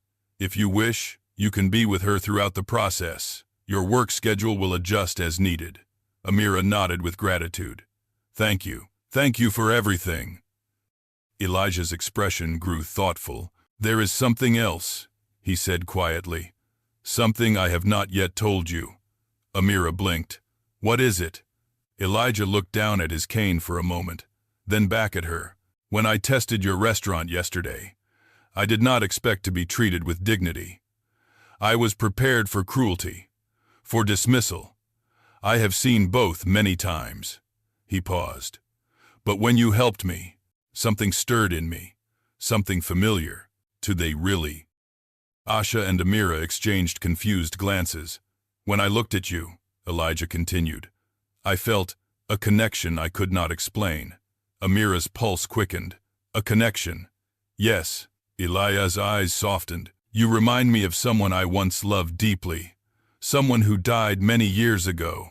Amira felt her breath catch. She whispered, Who? My wife, Elijah said quietly. Her name was Nyasha. She had your courage, your gentleness, your belief in the goodness of people. He studied Amira's face intently. But it's not only your spirit that resembles hers, he added. Amira's heart raced. You have her eyes, he said softly, her smile, even her voice. Asha inhaled sharply. Clutching her chest, Amira stared at him, confused. Sir, I don't understand. Elijah swallowed, his voice trembling. Nyasha disappeared before our daughter was born. A complicated tragedy separated us, and the child was never found. Silence fell like a stone. Asha trembled violently, Elijah whispered. And when I met you yesterday, I wondered. His voice cracked. I wondered if fate had brought me back to the daughter I lost. The room froze. Asha's tears spilled uncontrollably. Amira felt her world tilt, her breath stolen from her lungs. Mama, she whispered, turning toward her mother. What is he saying? Asha pressed her hands to her face. Then, shaking, she whispered the words that shattered everything. I tried to tell you so many times, my child, but I was afraid of losing you. Amira's heart nearly stopped. Mama, what do you mean? Asha lowered her hands, her voice breaking. You are adopted. The world fell silent. Amira felt everything inside her collapse at once. Identity, memory, belonging, every piece of her life, trembling as a truth long buried, clawed its way to the surface. And Elijah stood there, tears forming, whispering one trembling question he had carried for years. Amira, are you my daughter? The room fell into a vacuum of silence so deep that Amira could hear the faint ticking of a wall clock she had never paid attention to. Her breath caught halfway in her throat. Her limbs felt distant. Her vision wavered not from tears alone, but from the sudden collapse of everything she'd known her entire life. I'm adopted, she whispered, as though speaking too loudly would shatter her completely. Asha's face crumpled with grief and fear. My child, my sweet child.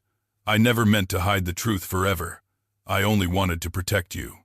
Amira staggered back a step. Elijah reached forward instinctively, but she flinched. Both Elijah and Asha froze at her reaction. Their expressions tightening with pain, Asha held out trembling hands. Amira, please, let me explain. Amira's voice cracked. I don't understand. Everything, I believed. Elijah's voice, soft and trembling with decades of longing, broke through the tension. Please, may we sit? This conversation is not meant to hurt you, I promise. Amira's knees wobbled. Miriam quickly pulled out a chair, guiding Amira gently into it. Elijah and Asha sat across from her, their faces full of conflict, regret, love, fear, hope, all tangled in the moment. Asha wiped her eyes. You must know, my child. You have been the greatest blessing of my life. But yes, I took you in. You were not born to me. Amira felt dizzy. Why didn't you tell me sooner? Asha inhaled shakily. You came to me when you were barely a newborn, no more than 6 days old. I was working at a small clinic on the outskirts of the city then. One night, a young woman was brought in, injured, terrified, and alone. She had just given birth. Elijah leaned closer, every muscle tense. What was her name? Asha hesitated, voice trembling. She called herself Nyasha. A sharp, broken sound escaped Elijah's throat. His hands trembled on top of his cane. Nyasha, he whispered. My Nyasha. Tears rolled down his cheeks silently. Asha continued, her own voice cracking. She kept saying someone was after her, that she couldn't go home. She believed her baby was in danger. She begged me to keep the child safe. Amira pressed her palms to her temples. Everything felt unreal. And you agreed. Asha nodded slowly. She died the next morning. Complications, blood loss, fear, exhaustion. And in her final breath she said, "If Elijah finds her, tell him she has his eyes." Elijah clutched his chest as if physically struck. Miriam reached for his shoulder, steadying him. Asha looked at Elijah, guilt tightening her features. "I searched for you, Mr. Cairo. I swear I did. But the world was different then. Communication was difficult. You were traveling constantly. And by the time I found any trace of you, too many years had passed. And I feared you might take her away from me. I was a poor woman with no husband, no family, no stability. I didn't believe you'd ever accept me as part of her life." Her eyes overflowed again. "So I kept her, loved her, raised her the best I could." Silence crushed the room once more. Amira bit her lip until she tasted iron. Her tears fell in streams. Part of her wanted to run, to scream, to collapse, to deny everything. Another part felt an ache she hadn't understood before, the sense that something had always been missing, that she never quite resembled Asha, that she always wondered about the shadows in her lineage. But this truth was overwhelming. "Mama," she whispered to Asha, "why didn't you tell me when I grew older, when I could understand?" Asha's shoulders shook. "Because every time I tried, I looked at you and thought I don't want to lose her. You were my miracle, my reason, my joy, and I was terrified that the truth would take you away from me." Amira's heart softened painfully. "Mama, I would never have left you." Aisha sobbed into her hands. Elijah watched them with a grieving tenderness. "Amira," he whispered, "I cannot imagine the shock you feel, and I do not want to overwhelm you or claim you suddenly. But if in your heart, there is room for truth, know that everything Asha said aligns with what I lived." He leaned forward, voice breaking. "Nyasha disappeared when she was 8 months pregnant. We searched everywhere. Police, private investigators, community leaders. No one found her. Rumors said she fled for safety. Others said she had died. I spent years hoping, praying that my child lived somewhere, that she grew up safe, loved." He inhaled shakily. "And yesterday, when you looked at me with concern, when you offered kindness with no reason to, I felt something awaken in me, something familiar. I told myself I was imagining it, but then your mother said Nyasha's name." He wiped his tears. "And now, I look at you, and I see her." Amira trembled. "But how can you know for sure? What if you're wrong? What if this is a mistake?" Miriam, calm and collected, spoke gently. "We can conduct a DNA test, a quick, non-invasive one. We will not force anything. The choice is entirely yours." Amira closed her eyes tightly. Her mind raced. Part of her wanted answers. Part of her feared them. Part of her felt loyalty to the woman who raised her. Part of her felt pulled toward the man who might be her father. She opened her eyes, crying, "I don't want to lose either of you." Immediately, Aisha reached forward, pulling her into a tight embrace. "Oh, my child, you will never lose me. Never. I am your mother by love, if not by blood." Elijah placed a trembling hand on Amira's back. "And if it is true, if you are my daughter, then you do not lose a mother. You gain a father, and another family who has spent years searching for the missing piece of its heart." Amira cried harder, overwhelmed by love and loss intertwined in one moment. Miriam's voice softened. "No decisions must be made today. Right now, let us focus on your mother's health. Then, when you are ready, we can discuss the test." Elijah nodded. "You have time, Amira, as much as you need." Amira nodded faintly. Though her heart still trembled violently inside her chest, Asha whispered, "You are my blessing." Elijah whispered, "You may be my miracle." And Amira whispered into the space between them, "I don't know what I am. Not yet." But deep inside, beneath the confusion, a fragile truth flickered. She wanted to know, not for wealth, not for status, not even for destiny, but because a part of her longed for the missing story of her own life. Miriam stood gracefully. "Let's take your mother to the clinic now. We'll continue this talk slowly, carefully." Asha nodded, wiping her eyes. "Yes, let us take one step at a time."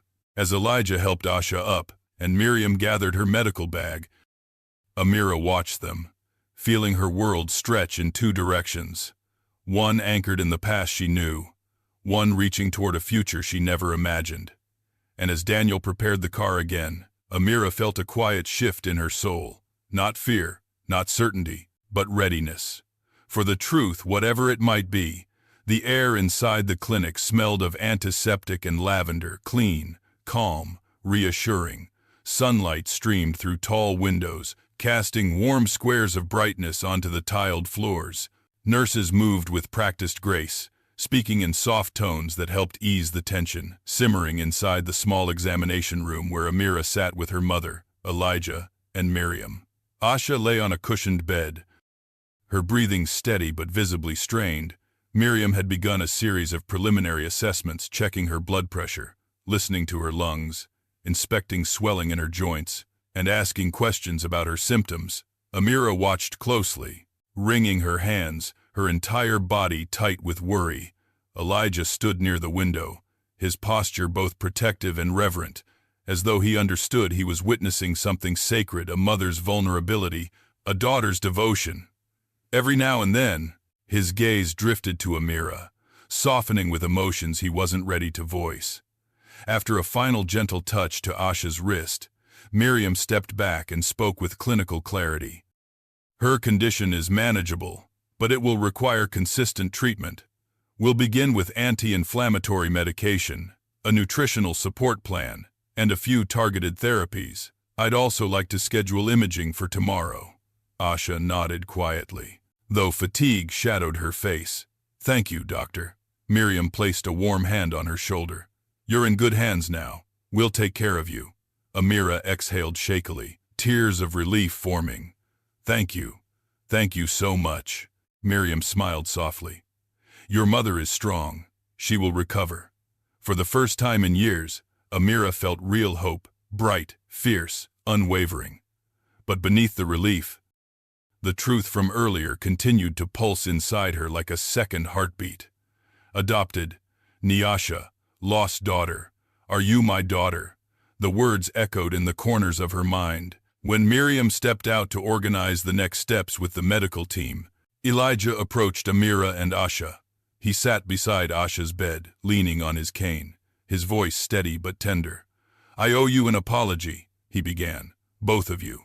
Asha's eyebrows furrowed. "Why would you apologize?" "For the years of fear you carried," Elijah said softly. "For the burden of raising a child alone, always worried her true family might one day appear and take her away, and for the weight you bore trying to keep her safe." Asha's eyes filled again. "I did what any mother would do." "Yes," Elijah said, emotion trembling in his voice. "And that makes you a remarkable one." Asha's lips quivered, touched beyond words. Elijah turned to Amira next, his eyes full of grief and awe. "And to you, I apologize for not being there, for missing your childhood, your birthdays, your struggles, your triumphs. If you are my daughter, then I have missed 20-something years of your life that I can never reclaim."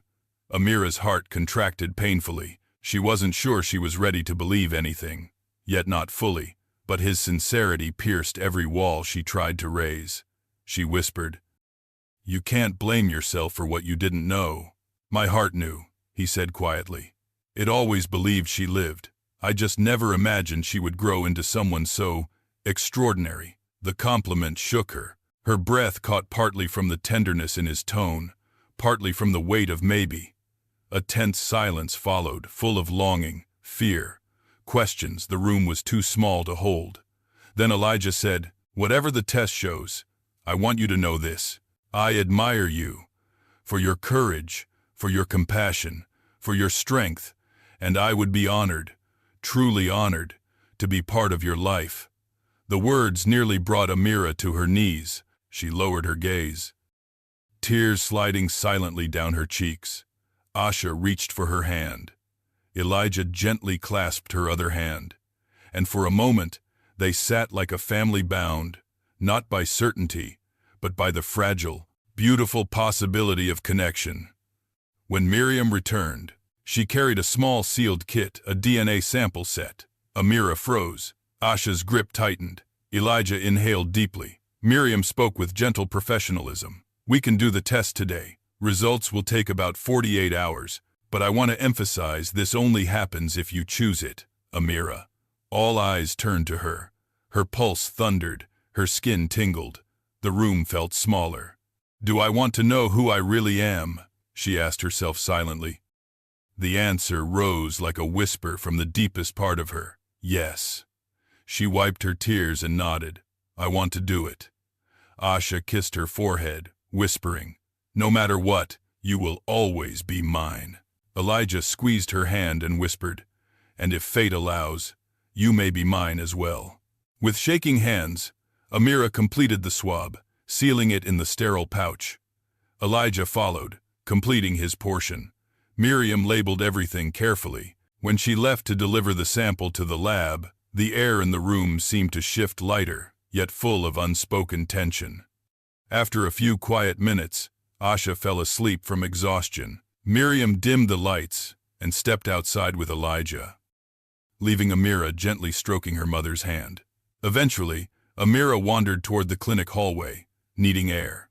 She found Elijah sitting alone on a bench outside, his cane resting against the wall, his gaze distant. She hesitated before sitting beside him. For a moment, neither spoke. The silence was gentle, like two souls breathing in sync. Then Elijah said, "You know, when I first saw you yesterday, before you even spoke to me, I felt something, some echo of memory. Something in your eyes, your mother's eyes, struck me so deeply I had to look away." Amira listened quietly. "I told myself I was imagining it," he said with a soft laugh. "A lonely old man seeing ghosts. But then you gave me your food, and when you spoke, your tone, your warmth, your innocence, it was like hearing Nyasha again." Amira's heart tightened. "Did you love her very much?" Elijah nodded, his voice fragile. "She was my heart, my future. Losing her nearly destroyed me, and losing the child we created together left a wound that never fully closed." He looked at Amira, eyes glistening. "You reopened that wound yesterday, but in the most beautiful way, with hope." Amira stared at her hands. "I don't know who I am anymore." Elijah reached over slowly, carefully, and placed a hand on her shoulder. "You are exactly who you were yesterday. Kind, brave, gentle. Everything else is simply information about your past, not a measure of your worth." Her throat tightened. "I'm scared." "So am I," Elijah admitted. "But sometimes, fear means we're standing on the edge of something important." She breathed shakily. "What if the test says, 'I'm not your daughter'?" Elijah smiled softly. "Then I will still care for you, still support you, still cheer for you, because my admiration is not based on blood. And if I am," she whispered, emotion swelled in his eyes, "then I will thank God for returning the greatest miracle of my life." Tears spilled freely down Amira's cheeks. Elijah gently wiped one away with the back of his finger. His touch, feather-light. A soft knock interrupted them. Miriam stepped out of the lab area with a compassionate smile. "It's done," she said. "We wait." Elijah stood carefully, leaning on his cane. "The waiting may be difficult, but we will face it together." Amira nodded slowly. "Together." She repeated the word silently in her mind, letting it settle. Together. When they returned to the room, Asha was awake, her eyes warm despite the pain. Amira sat beside her mother's bed, holding her hand tight. Elijah stood at the foot of the bed, watching them both with a tenderness carved from years of loss. And suddenly, astonishingly, hope, for the first time in her life, Amira felt suspended between two identities, the daughter she had always been, and the daughter she might become. The truth would arrive soon enough, but for now, she breathed in the fragile peace of the moment, the intertwining of past and future, fear and love, endings and beginnings. She didn't know what tomorrow would bring, but she knew that no matter what the test revealed, her life had already changed forever. And for the first time, she wasn't afraid of the change. She was ready to meet it.